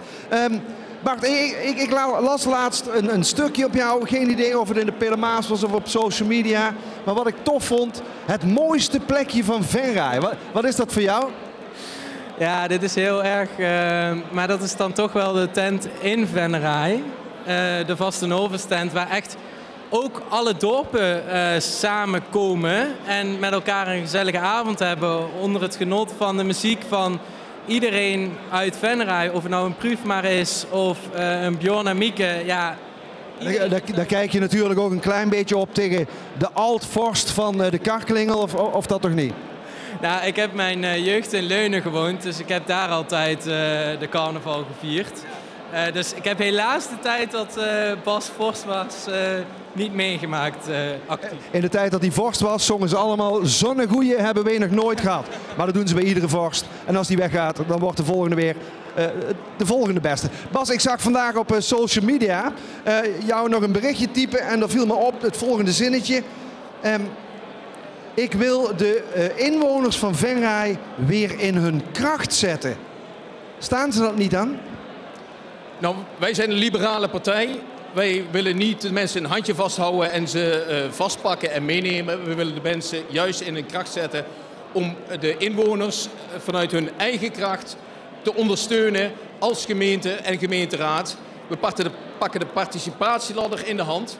En dan hoeft de gemeente niet het handje vast te houden, maar tegen de mensen zeggen: wat jullie willen, maken wij mogelijk. En daarmee kunnen wij dromen realiseren. En daar kunnen we het initiatief van de inwoner van Venray ondersteunen als gemeente. En niet alleen maar alles willen regelen, maar juist uitgaan van de kracht van de inwoners. Wij gaan vanavond ook jullie handjes hier niet vasthouden. Jullie gaan het helemaal zelf regelen. Ik wens jullie een hele fijne avond en maak het heel gezellig. Dank jullie wel. Stan, terug naar jou. Vraag herhalen die ook gesteld werd aan Bart Jillissen en Bas Kuhne uit Oostrum.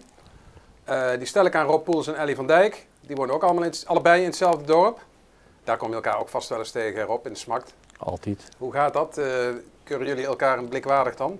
Of zijn jullie echte concurrenten? Nee, dan is het echt tot bloedens toe, Ellie. Oh ja, echt. Ja, kunnen we nog zien aan de lippen, hè? Nee. In Smakt het alles. Smakt is, ik vind altijd, Smakt is het voorbeelddorp voor heel Nederland. Smakt is gemeente Venray. We doen alles samen met Holtes. Holtes is natuurlijk gemeente Land van Kuik, Nieuwe Land van Kuik dan. Ja. Holtes is Brabant, Smakt is Limburg. Dus ja, eigenlijk de verbroedering begint in de Smakt. Ja. Laat de rest maar lullen. En dat met die spoorwegovergang, dat komt ook helemaal goed? Ja, daar gaan we wel eens het beste doen. Ja. Dus, er is een werkgroepje actief in en ja, ik zit dan via de dorpsraad, daar ben ik er bekend mee. Dus het is altijd zoeken naar de goede overweg. Ja, ja, precies. En voor jou, Ellie, heb jij daar ook nog een rol in? Nou ja, wij wonen aan die spoorwegovergang, dus de elektrificering van de sporen is nou niet direct iets waar we naar uit zitten te kijken. Hè. We wonen met onze voorgevel denk ik zo'n 20 meter van de spoorlijn af. Dus we zijn gewend nu aan de trein die 4 keer in het uur voorbij komt. En als er 's nachts een goederentrein komt van enkele kilometers, ja, daar word je er wakker van, want dat is een geluid wat je niet meteen herkent. Want die komen er niet zo heel veel langs. Dus. Nee, dat is maar af en toe. Dus kijk, als er iets gebeurd is op de overweg of zo en de treinen lopen niet, dan zeggen we, hé, er is iets met het spoor, want de trein komt niet. Maar die 4 treinen, die komen zo precies op tijd dat je... Die hoor je al niet meer? Nee, echt niet. Nee. Hoe ver woon jij er vanaf, Rob? Iets verder, ik denk een 300-400 meter denk ik. Oké. Krijg je het wel mee of niet? Nee. Het geluid? Nee, niks. Nee. Misschien eerder van de A73? De A73, ja, die rijdt wel ver. Dan hebben ze zelfs tot in Holtes en Mazees hebben ze er wel last van, die snelweg. Dus maar... andere vraag, als we het over plekken hebben in Venray, wat is voor jou het mooiste plekje in de gemeente Venray, Rob? Smakt. Smakt? Ja.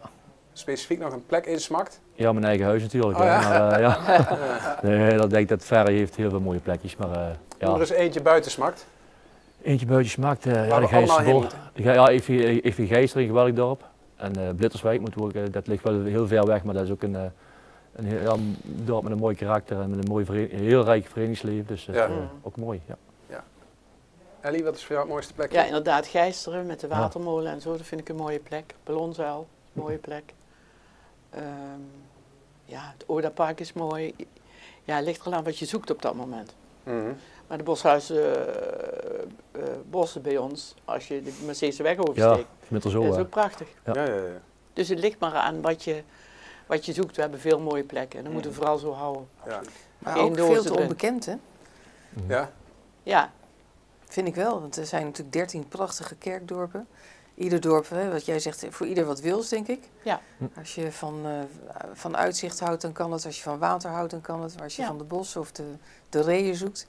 Nou ja, als je wat meer stadse wil, dan ga je hier naar het grote dorp Venray. Waarvan ik steeds zeg, dat is toch een stadje? Nee, dat is een dorp. Nou ja. En wat heeft u al een mooiste plek gevonden de afgelopen 3 maanden? Nou ja, het hangt een beetje van je stemming af. Als je op zoek bent naar, ik vind Gijsteren prachtig. Annapark. Het Odapark, het Annapark. Ja, ik vind eigenlijk al die dorpen hebben wel iets bijzonders. Het komt al eruit alsof u hier al jaren woont. Nou ja, dat gevoel is er ook al een beetje. Ja. Ja. U woont hier ook nu, zelf? Ja, in Venray, hier in het grootste dorp. Venray zelf? Venray zelf, ja. hartjestad. Want dat hoort ook bij de functie? Officieel hoef ik hier als waarnemer niet te wonen, maar ik vind als je burgemeester bent, dan moet je gewoon in de buurt komen wonen. Dat is toch echt anders dan wanneer je er niet woont. Ja, is er ook een gezin Kompier? Zeker. Zijn man die loopt hier ook ergens vanavond. Oké, die heeft u gewoon mee op volwassen sleeptouw kinderen, ja. Die reist gezellig mee. En de kinderen wonen ook nog hier? Nee, die zijn... uit huis? Ja. Ik wil even, Ellie, inhaken op een opmerking die Henk Bisschop straks maakte. Tijdens de campagne is hij even uitgeschakeld geweest. Toen zei ik, dan heeft Ellie extra veel op haar bordje gekregen. Was dat ook zo? Ja, dat was zeker...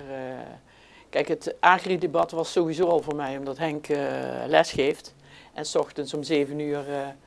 was dat debat om 7 uur 's ochtends? Dat is traditie. Vorige keer was Rob voorzitter van die dag bij de agri. Ja. En toen ben ik er ook geweest, ook gezien het tijdstip. En niet omdat agri nou denk mijn ding is, want ik zit meer in de sociale hoek vaak. Maar mijn commissie is leven en wonen, dus ja, dan kom je ze allebei tegen. Ja. Dus weet je, ik vind dat je gewoon bij die debatten moet je gewoon vertegenwoordigd zijn. En ja, luister, agri, dat is nou niet direct de doelgroep waar wij als PvdA het meeste kunnen halen. Nee. Maar ik vind wel dat je gewoon moet kunnen aangeven wat jouw visie en jouw mening is over een aantal dingen. En die kan best behoorlijk anders zijn dan de rest van de club, toch? Dat mag ook, ja. Ik vind, wat ik straks zei, als je ergens niet echt verstand van hebt, dan moet maar wel een mening hebben, maar het moet wel onderbouwd zijn. Bij het agri-debat in principe was iedereen redelijk goed, maar er waren ook een paar waarden minder, moet ook eerlijk zijn. En op een gegeven moment was de vraag, wat we bescheiden aan die grens, moet de veestapel gehalveerd worden? En dan denk ik van, ja, de helft ervan. Dan moet ook de cijfers kennen van hoeveel dieren er zijn. En daar waren er dus 2 die hadden dus het credo van, dat moet de helft minder. Maar ze wisten niet waarvan. Ik denk van ja, als er maar 100 zijn, dan mag het er 50. Maar als er dus 600.000 varkens zijn, wordt er dan 300.000. Dus dat is een beetje, daar krijg ik even kromme teentjes. Maar dat is best wel, ik ben nog wel rustig.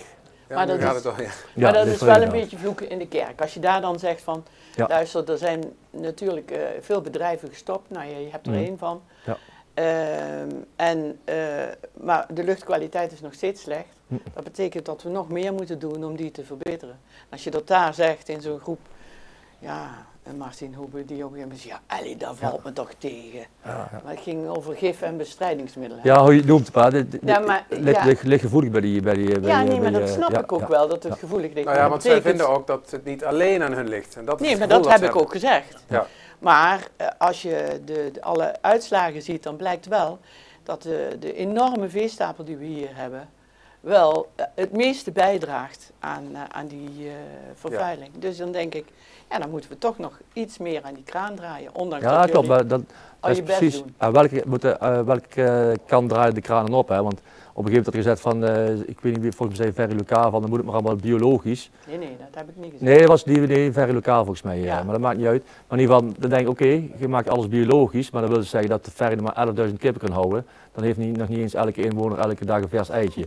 Dus je moet wel alles in perspectief zien. Maar wil het inderdaad over luchtkwaliteit, dan heb je een punt als dat beter moet. En als het slecht is, dan maar de vraag waar het allemaal vanaf komt. Maar als je dan de luchtkwaliteit wilt verbeteren, dat kan, maar dat kan op allerlei manieren. En als je dan inderdaad zegt van we laten alle kippen buiten, ja, dan kun je geen lucht filteren.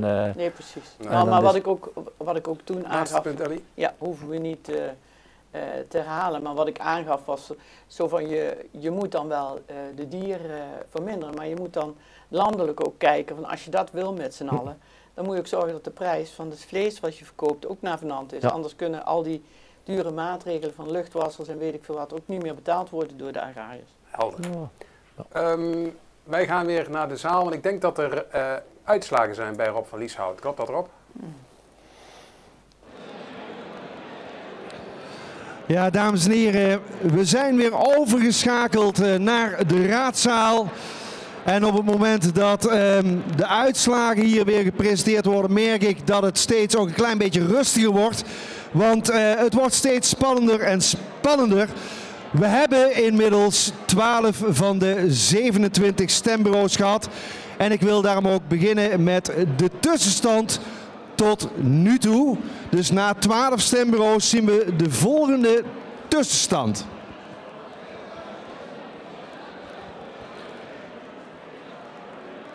Daar gaan we. De tussenstand tot nu toe.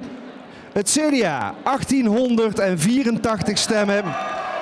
Venray Lokaal 2346 meen ik. Ja. De SP staat op dit moment op 750 stemmen. De D66 op 1147. Samenwerking Venray 1249. De VVD 1524. PvdA 672. En GroenLinks op 502 stemmen. Goed, we gaan verder met de volgende 5 stembureaus. En we blijven hier in Venray. We gaan naar het stembureau bij de Hogebeek. De Hogebeek, dames en heren, daar is als volgt gestemd. Het CDA 48 stemmen. Venray Lokaal 108 stemmen. SP 29 stemmen. D66 76 stemmen. Samenwerking Venray 37. De VVD 74 stemmen. Partij van de Arbeid 28 stemmen. En GroenLinks 25 stemmen. Vanuit de Hogebeek is het niet zo heel ver fietsen richting de Pertstal. En dat is waar we nu naartoe gaan. Behalve dat we daar lekker pannenkoeken kunnen eten, kon je daar vandaag dus je stem uitbrengen. En bij de Pertstal, daar zien we het volgende gebeuren. CDA 84 stemmen. Venray Lokaal 170 stemmen. De SP 35 stemmen. D66 121 stemmen. Samenwerking Venray 51. VVD 182 stemmen. Partij van de Arbeid 38 stemmen. En GroenLinks ook 38 stemmen. Vanuit de Pertstal gaan we naar het Stekske. Stekske B om precies te zijn.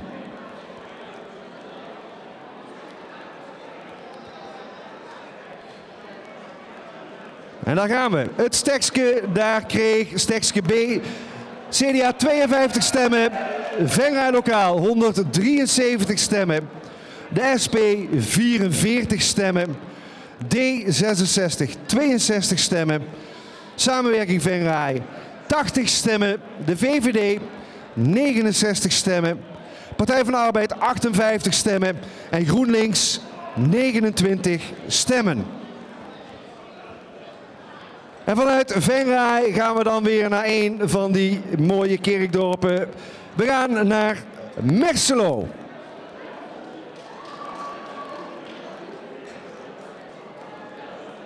We gaan naar Merselo en daar kon de bevolking stemmen bij het anker. En daar zien we 197 stemmen voor het CDA.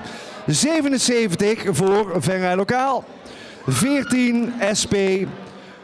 D66 108. Samenwerking Venray 39. De VVD 91.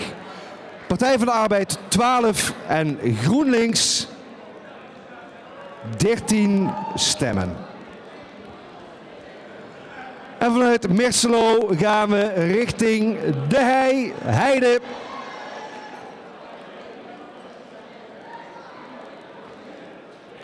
Ja, mensen thuis, u ziet dat het hier hartstikke gezellig is. Er wordt gejuicht, er wordt gejoeld.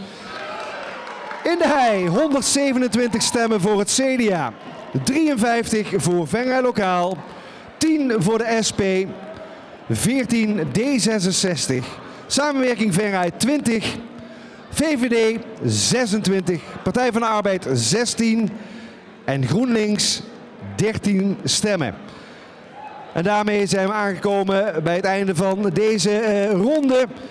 Over een paar minuten zijn we weer bij jullie terug voor de volgende stemronde. Stan, het woord is weer aan jou. Dankjewel Rob. Ik zit hier nog steeds met Ellie van Dijk en Rob Poels, allebei uit Smakt. Even nieuwsgierig Rob, wat voor jou de afgelopen weken het lastigste en het mooiste moment is geweest in deze campagne. Wat was het lastigste voor je? Het lastigste is reclame maken voor je eigen kop. Ah ja? Verschrikkelijk. Ja, echt. Ja? Daar ben ik uit de rand, daar hou ik niet van. Nee. Waarom niet? Ja, nee, dat is er niet veel man. Nee? Nee. Het mooiste... Maar hoe moet je dat doen dan? Waar moet je dat doen? De reclame maken voor je eigen kop? Ja, je moet dan... Ja. Je bouwkeet. Ik heb het eigenlijk maar gewoon inderdaad. Ik heb een bouwkeet, een schafwagen. En dan links en rechts een groot plakkaat opgehangen. En dan rijd ik me gewoon naar elk dorp. Ik heb hem in Verrie neergezet, in Oostrum en in Geester volgens mij. En meer heb ik niet rondgereden. Maar dan moet ik, die anderen van het team hebben heel veel geflyerd in de grote straten en zo. En maar dan moet ik zeggen, die anderen hebben het perfect gedaan. Dan ben jong en maar het is niet zo jouw ding? Nee. Okay. Ik laat het liever zien. Ja, oké. Mooiste moment? Het mooiste moment? Ja, dit. Dit? Nee, het mooiste moment. Ik denk, nou leer ik wel beter ook het team kennen van de CDA. Dus nou komen ook van sommige, waar je andere gedachten had, komen andere talenten bovengedreven. Dus zie je wel dat iedereen is wel ergens heel erg goed in. Ja, ik denk wat dat betreft de CDA wel ook achteraf ook wel zeker precies bij me past. Juist. Ja. Ellie, lastigste moment? Voor zover jij die nog hebt met al je ervaring. Nou ja, inderdaad. Ik heb, het lastigste nu vond ik ben nog niet zo heel lang geleden geopereerd aan mijn rug, dat ik fysiek minder sterk was als anders. Dat was voor mij het lastigste nu in de campagne. Mm-hmm. En zeker toen Henk zeg maar de eerste week na de carnaval uitviel. Maar verder, dit zou nu het mooiste moment moeten zijn. Maar ik denk, het mooiste moment is gewoon dat je merkt dat je met een grote club met z'n allen die campagne doet. Dat vond ik erg leuk om te zien dat iedereen enthousiast is en mee wil doen. En ook als Henk, en er waren er nog een paar ziek, dat opgevangen wordt en dat gewoon kan. En dat is eigenlijk het leukste. Ja. En met mijn kleindochter flyeren, dat is ook leuk. Oma, hier staat geen sticker op. Hier is ja dus, in plaats van nee. Ja. Ik zei dan is het nee, dan mag je daar geen briefje in doen. Hé, dit is ja, zei ze dan. Dan rennen ze weer naar de volgende. Dat was leuk om te doen. Voeg erbij betrekken. Ja. Ik heb nog even wat analyse voor jou, voordat we weer teruggaan naar Rob. Rob had net nog even een tussenstand. En wat dan opvalt, we hebben wat meer uitslagen van de dorpen binnen. En dan zie je toch dat, wat we straks even hebben genoemd, de traditionele coalitie, de VVD met CDA, dat dat verschil met lokaal minder aan het worden is. En dat is natuurlijk de invloed van de dorpen waar het CDA toch wel traditioneel sterk vertegenwoordigd is. Maar als we de stemmen van Venray Lokaal en Samenwerking met elkaar optellen, staan ze nog steeds als lokale partijen als koploper. Dus dat is nog wel Maar de achterstand van de traditionele partijen wordt minder. Dus ja. we gaan het zien. Het is wel een verschuiving, misschien een verschuivingje. Ja. Het leuke, denk ik, als ik het zo ingeschat heb, is dat Venray lokaal waarschijnlijk, zoals het er nu uitziet, nog de grootste is. En dat je iemand anders krijgt die de coalitie gaat maken. Ja. Want die gaan wel af op een eclatante zege, zoals dat heet. Zoals het er nu uitziet wel, ja. Als dit doorzet, we hebben natuurlijk wel een paar dorpen die we nog moeten krijgen. Maar ze staan nu wel met kop en schouders bovenaan. Ja, maar dat maakt het waarschijnlijk ook met de coalitieonderhandelingen al een beetje anders. Ja, je bedoelt, die gaan dan niet nou weet je, traditiegetrouw is het altijd CDA geweest die de coalitieonderhandeling begint. Ja.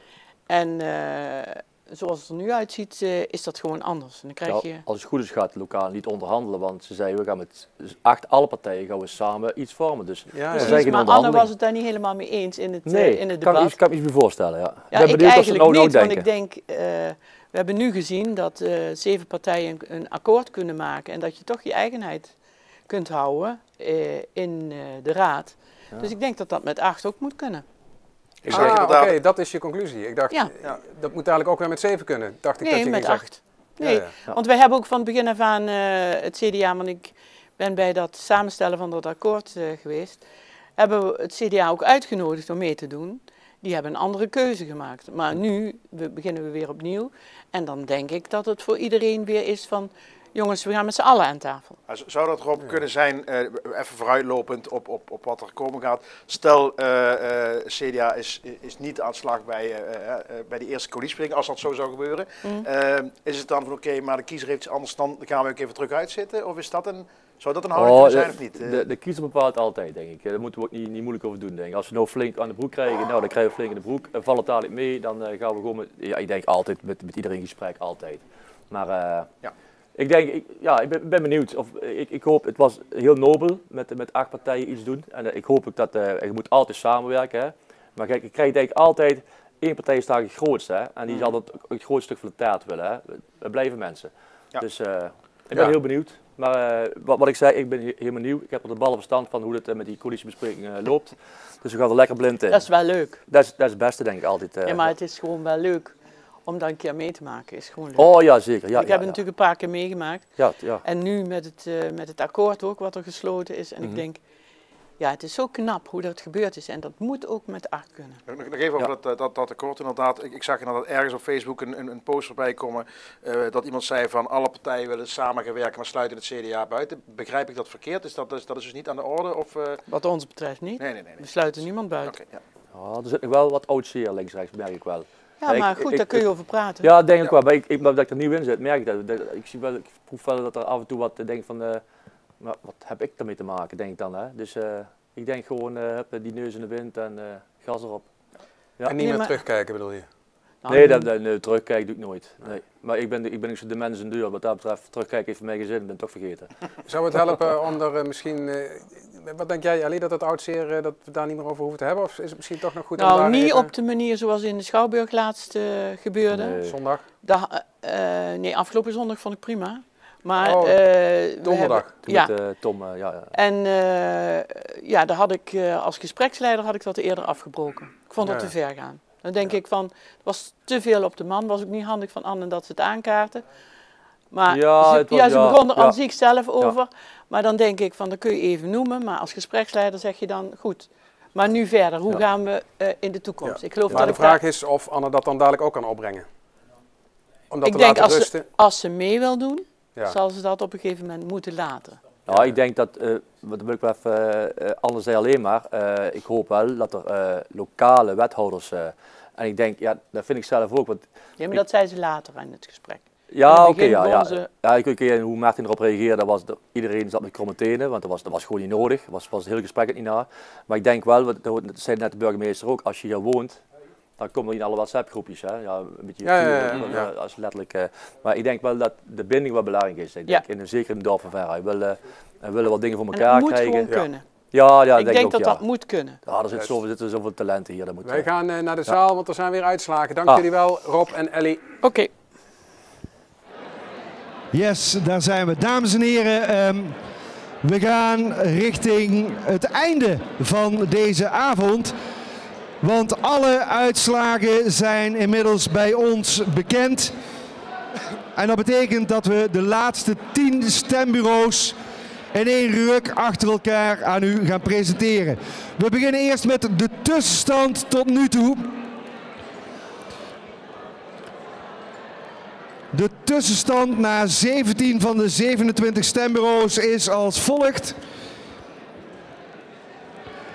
CDA 3479 stemmen. Venray Lokaal 4147. De SP 1184 stemmen. D66. De computer moet een klein beetje rekenen. 2135. Samenwerking Venray 1999. VVD 2804. Partij van de Arbeid 1058. En GroenLinks 882. Goed, gaan we de laatste 10 stembureaus. We beginnen met Den Hoender.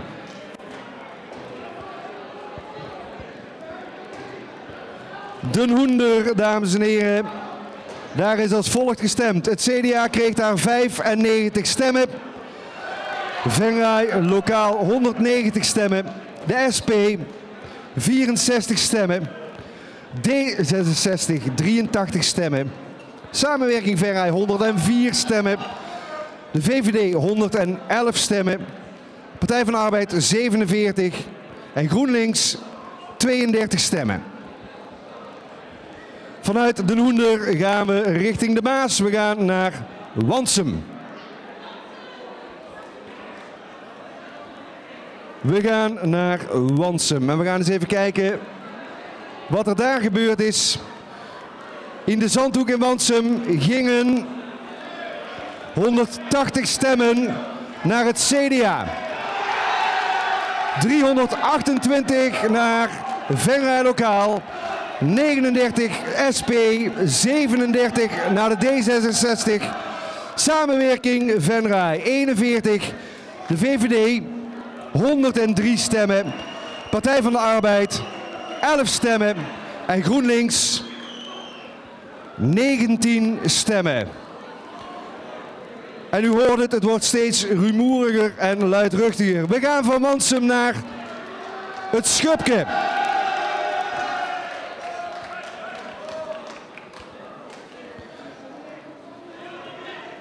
We gaan naar het Schubke en daar zien we CDA 75 stemmen. Venray Lokaal 164 stemmen. De SP 47 stemmen. D66 104 stemmen. Samenwerking Venray 70 stemmen. De VVD 82 stemmen. Partij van de Arbeid 29 stemmen. En GroenLinks 42 stemmen.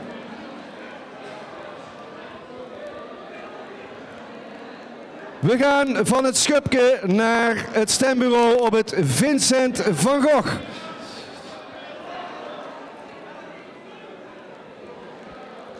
Het stembureau Vincent van Gogh, daar kreeg het CDA 81 stemmen. Venray Lokaal 189 stemmen. SP 33 stemmen. D66 105 stemmen. Samenwerking Venray 64 stemmen. De VVD 131 stemmen. Partij van de Arbeid 46 stemmen. En GroenLinks 40 stemmen. En vanuit Vincent van Gogh komen we binnen de singles en gaan we naar de Schouwburg. We gaan naar Schouwburg Venray. En daar kreeg het CDA 99 stemmen.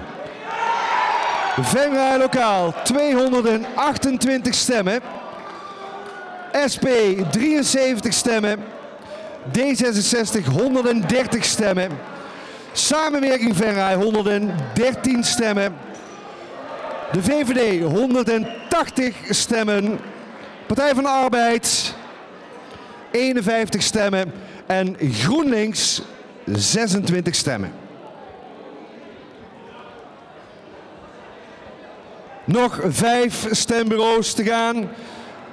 We gaan naar Oostrum. We gaan naar de Oesterham.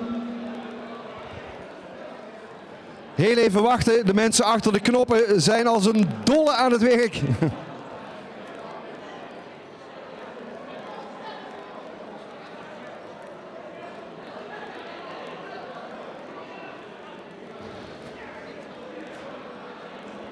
We gaan naar Oostrum. Bersel hebben we al gehad. We gaan naar Oostrum, heb ik hier op mijn lijstje. Als we Oostrum kunnen vinden. Het zal toch wel dat we Oostrum kunnen vinden. Ik heb net Bas Kuhne en Bart Jillissen gevonden. Dan zullen we hier Oostrum hopelijk toch wel vinden. Ja, oké, het is gelukt. We hebben Oostrum gevonden. In Oostrum, de Oesterham, is als volgt gestemd. CDA, 121 stemmen. Venray Lokaal, 207 stemmen. SP, 30 stemmen. D66, 139 stemmen. Samenwerking Venray, 68 stemmen. VVD, 227 stemmen. Partij van de Arbeid, 61 stemmen. En GroenLinks, 56 stemmen. Van het prachtige kerkdorp Oostrum naar het volgende prachtige kerkdorp IJsselstein.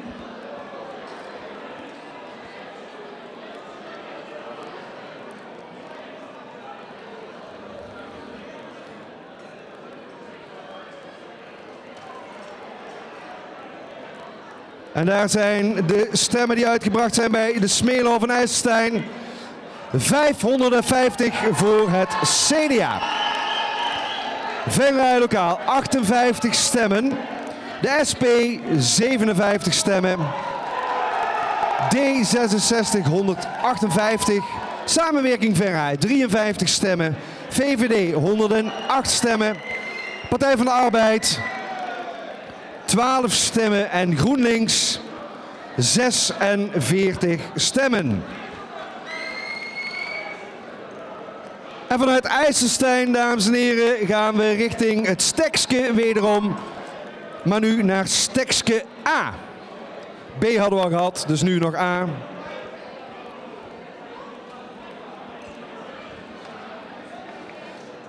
Nog 3 stembureaus te gaan. Stekske A, daar kreeg het CDA 71 stemmen. Venray Lokaal, 192 stemmen. De SP 77 stemmen, 69 voor D66, samenwerking Venray 88, VVD 98, Partij van de Arbeid 59 en GroenLinks 32 stemmen. Vanuit het Stekske gaan we naar Leunen. We gaan naar Leunen, naar de Bank.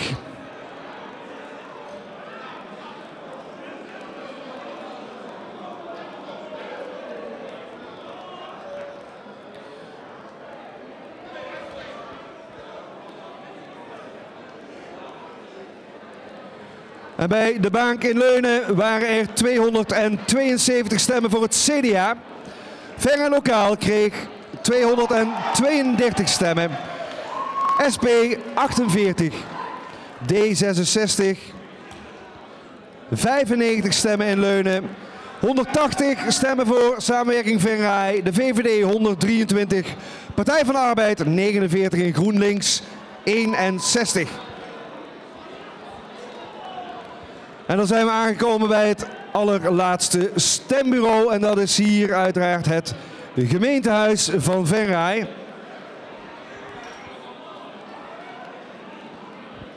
En ondertussen wil ik wellicht al aan de lijsttrekkers vragen om zo meteen langzaam richting het podium te komen. Want ik zie ook al stand klaarstaan om een eerste reactie zo meteen te vragen. En die zullen er zijn, verwacht ik. Maar eerst nog de uitslagen hier van het gemeentehuis in Venray. Het gemeentehuis, daar gaan we. Het CDA kreeg 122 stemmen. Venray Lokaal 205 stemmen. SP 43 stemmen. D66 137 stemmen. Samenwerking Venray 57 stemmen. VVD 215 stemmen. 80 stemmen voor de Partij van de Arbeid en GroenLinks 58 stemmen. En dat betekent dat we alle stemmen hebben gepresenteerd, alleen de einduitslag nog niet. En daarvoor nodig ik heel hartelijk uit Stan Vraag. Stan, kom erbij. Hele avond druk in de weer geweest in het atelier, Stan. Je bent hier nog niet te horen. Ik kijk even naar Wim. Ja, Wim komt eraan. Geen paniek, we zetten je microfoon aan, Stan. Doet hij het? Wij horen nog steeds geen Stan. Nu wel, denk ik. Nu wel, ja. Ja, Stan, even voor jou. Het was hier hartstikke rumoerig, gezellig. Mensen hadden heel veel te bespreken. We hebben je wel gezien, ja. maar niet zo goed gehoord. Nee. De mensen thuis daarentegen konden het allemaal prima verstaan, heb ik begrepen. Wat mij opviel was dat de stemming hier in de raadzaal werd met het half uur beter. Ja. We begonnen heel rustig hier. Ja, ik weet niet of bij iedereen beter werd, maar het werd in ieder geval rumoeriger. Het werd in ieder geval steeds luidruchtiger, ja. Goed. We gaan de einduitslag zo meteen presenteren en daarvoor is het denk ik wel fijn als we de lijsttrekkers ook uitnodigen om naar voren te komen. Laten we dat doen, leuk. Maar ik zie dat er links en rechts nog wat reacties worden gegeven. Beste lijsttrekkers, willen jullie naar voren komen? Kom erbij. Kom maar, Anne.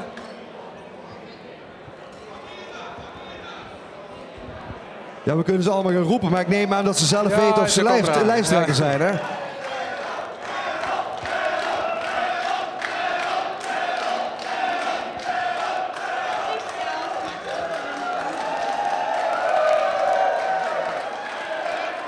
Nou goed, de officiële einduitslag is nog niet gepresenteerd, Stan, maar er wordt al volop gefeliciteerd, hoor ik in ieder geval. We hebben er 5 van de 8 hier staan. Eens even kijken, we missen...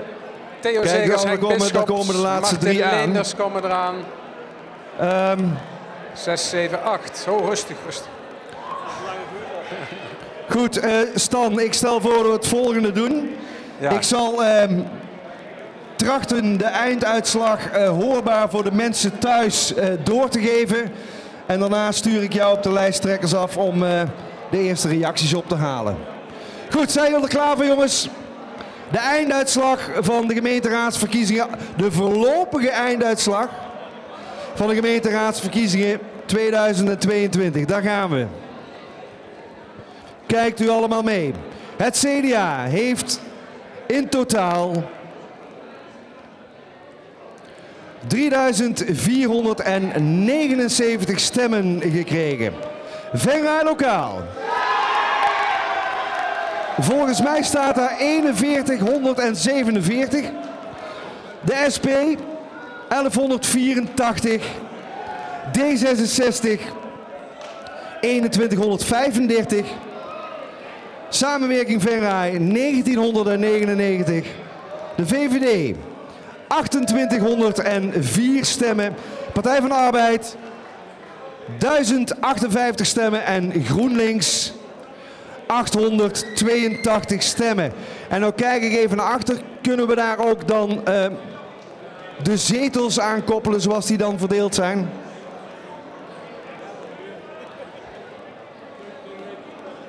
De voorlopige zetelverdeling ziet er als volgt uit. Het CDA komt uit op 6 zetels. Venray Lokaal op 7 zetels.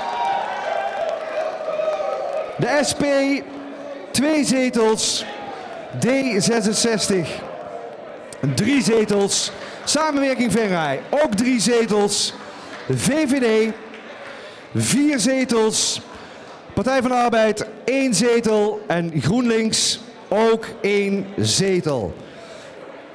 Stan. Ik stel voor dat we even beginnen met Harold Stevens. Wil jij even hier komen staan, Harold? Harold, ik geef jou even mijn microfoon dan. Ja. Oh, dat is goed. Jij begon de avond bij de eerste uitslagen al met een big smile. En nu kijk je nog blijer. Ja. Weet gek. Wat gaat er door je heen? Wat gaat er door me heen? Jezus, Mina.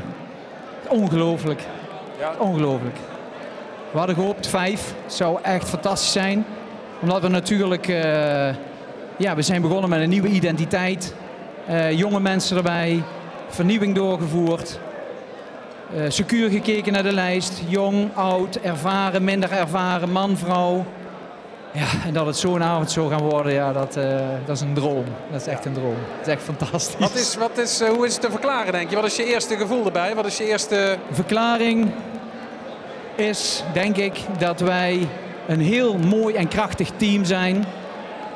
Waarin we de juiste mensen op de juiste plek hebben gezet. Dus de mensen die goed zijn in iets ook daar neerzetten. Elkaar steunen. Durven toegeven waar je zwaktes zitten en die laten opvullen door een ander. Ja, echt teamwork. Het is echt een teamprestatie geweest. Gefeliciteerd en ga ervan genieten. Dankjewel, Stan. Oké, merci. Fijne avond. Anne Thiele, mag ik jou vragen om even naar voren te komen? Alsjeblieft. Dank je. 6 zetels in de voorlopige prognose.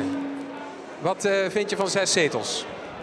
Ja, jammer. Het is natuurlijk minder dan we hadden gehoopt. Maar ja, goed, er is veel gebeurd het afgelopen jaar. Landelijk lichten we ook niet echt lekker. Dus ja, dat we iets zouden verliezen, hebben we rekening mee gehouden. Het is jammer, maar we staan met een heel nieuw team klaar. We hebben veel vertrouwen in de toekomst. Dus wij gaan er gewoon weer voor. Aan het begin van de avond wilde je je niet wagen aan een prognose. Je wilde je niet wagen aan een prognose aan het begin van de avond. Hoe bedoel je een prognose? Wat je hoopte te halen? Nee, ik heb sowieso nooit aan prognoses gedaan. Ik kon er dit keer ook echt geen pijl op trekken. Ik vond het heel lastig. Dus ja, de kiezer uiteindelijk bepaalt en beslist. En wij staan klaar, ook met 6 zetels, om weer de volle 100% ons te geven. Ja, van 9 naar 6. Dankjewel. Wim de Schrijver, VVD. Jij bent nieuw althans bij de VVD. Wat is jouw eerste reactie op de uitslag? Nou, wij zijn nog nooit zo groot geweest in Venray, dus we zijn super gelukkig met de uitslag. En ik wil natuurlijk beginnen met name Venray Lokaal te feliciteren met de overwinning. Maar niet te vergeten ook GroenLinks. Dat is nieuw op het podium. Welkom in de raad. Iets naar voren, Wim. Okay, Ja. Iets dichterbij. Ja? Nee, we zijn super gelukkig. Ja, wat was je hoop ook alweer aan het begin van de avond? Mijn hoop was 3000 stemmen. Nou, volgens mij zitten we daar niet ver vanaf. Dus volgens mij hebben we die 5e zetel net niet gehaald. Maar met 4 zijn we ook super gelukkig. Ja, met welke inzet ga je de onderhandelingen in? Of komen er niet onderhandelingen zoals we gewend zijn? Wij gaan komende vrijdag gaan we duiden met de eigen fractie. En dan gaan we de onderhandelingen daarna in. Ja, oké, dankjewel. Wim, fijne avond nog. Ja, dankjewel. Geef deze aan mij.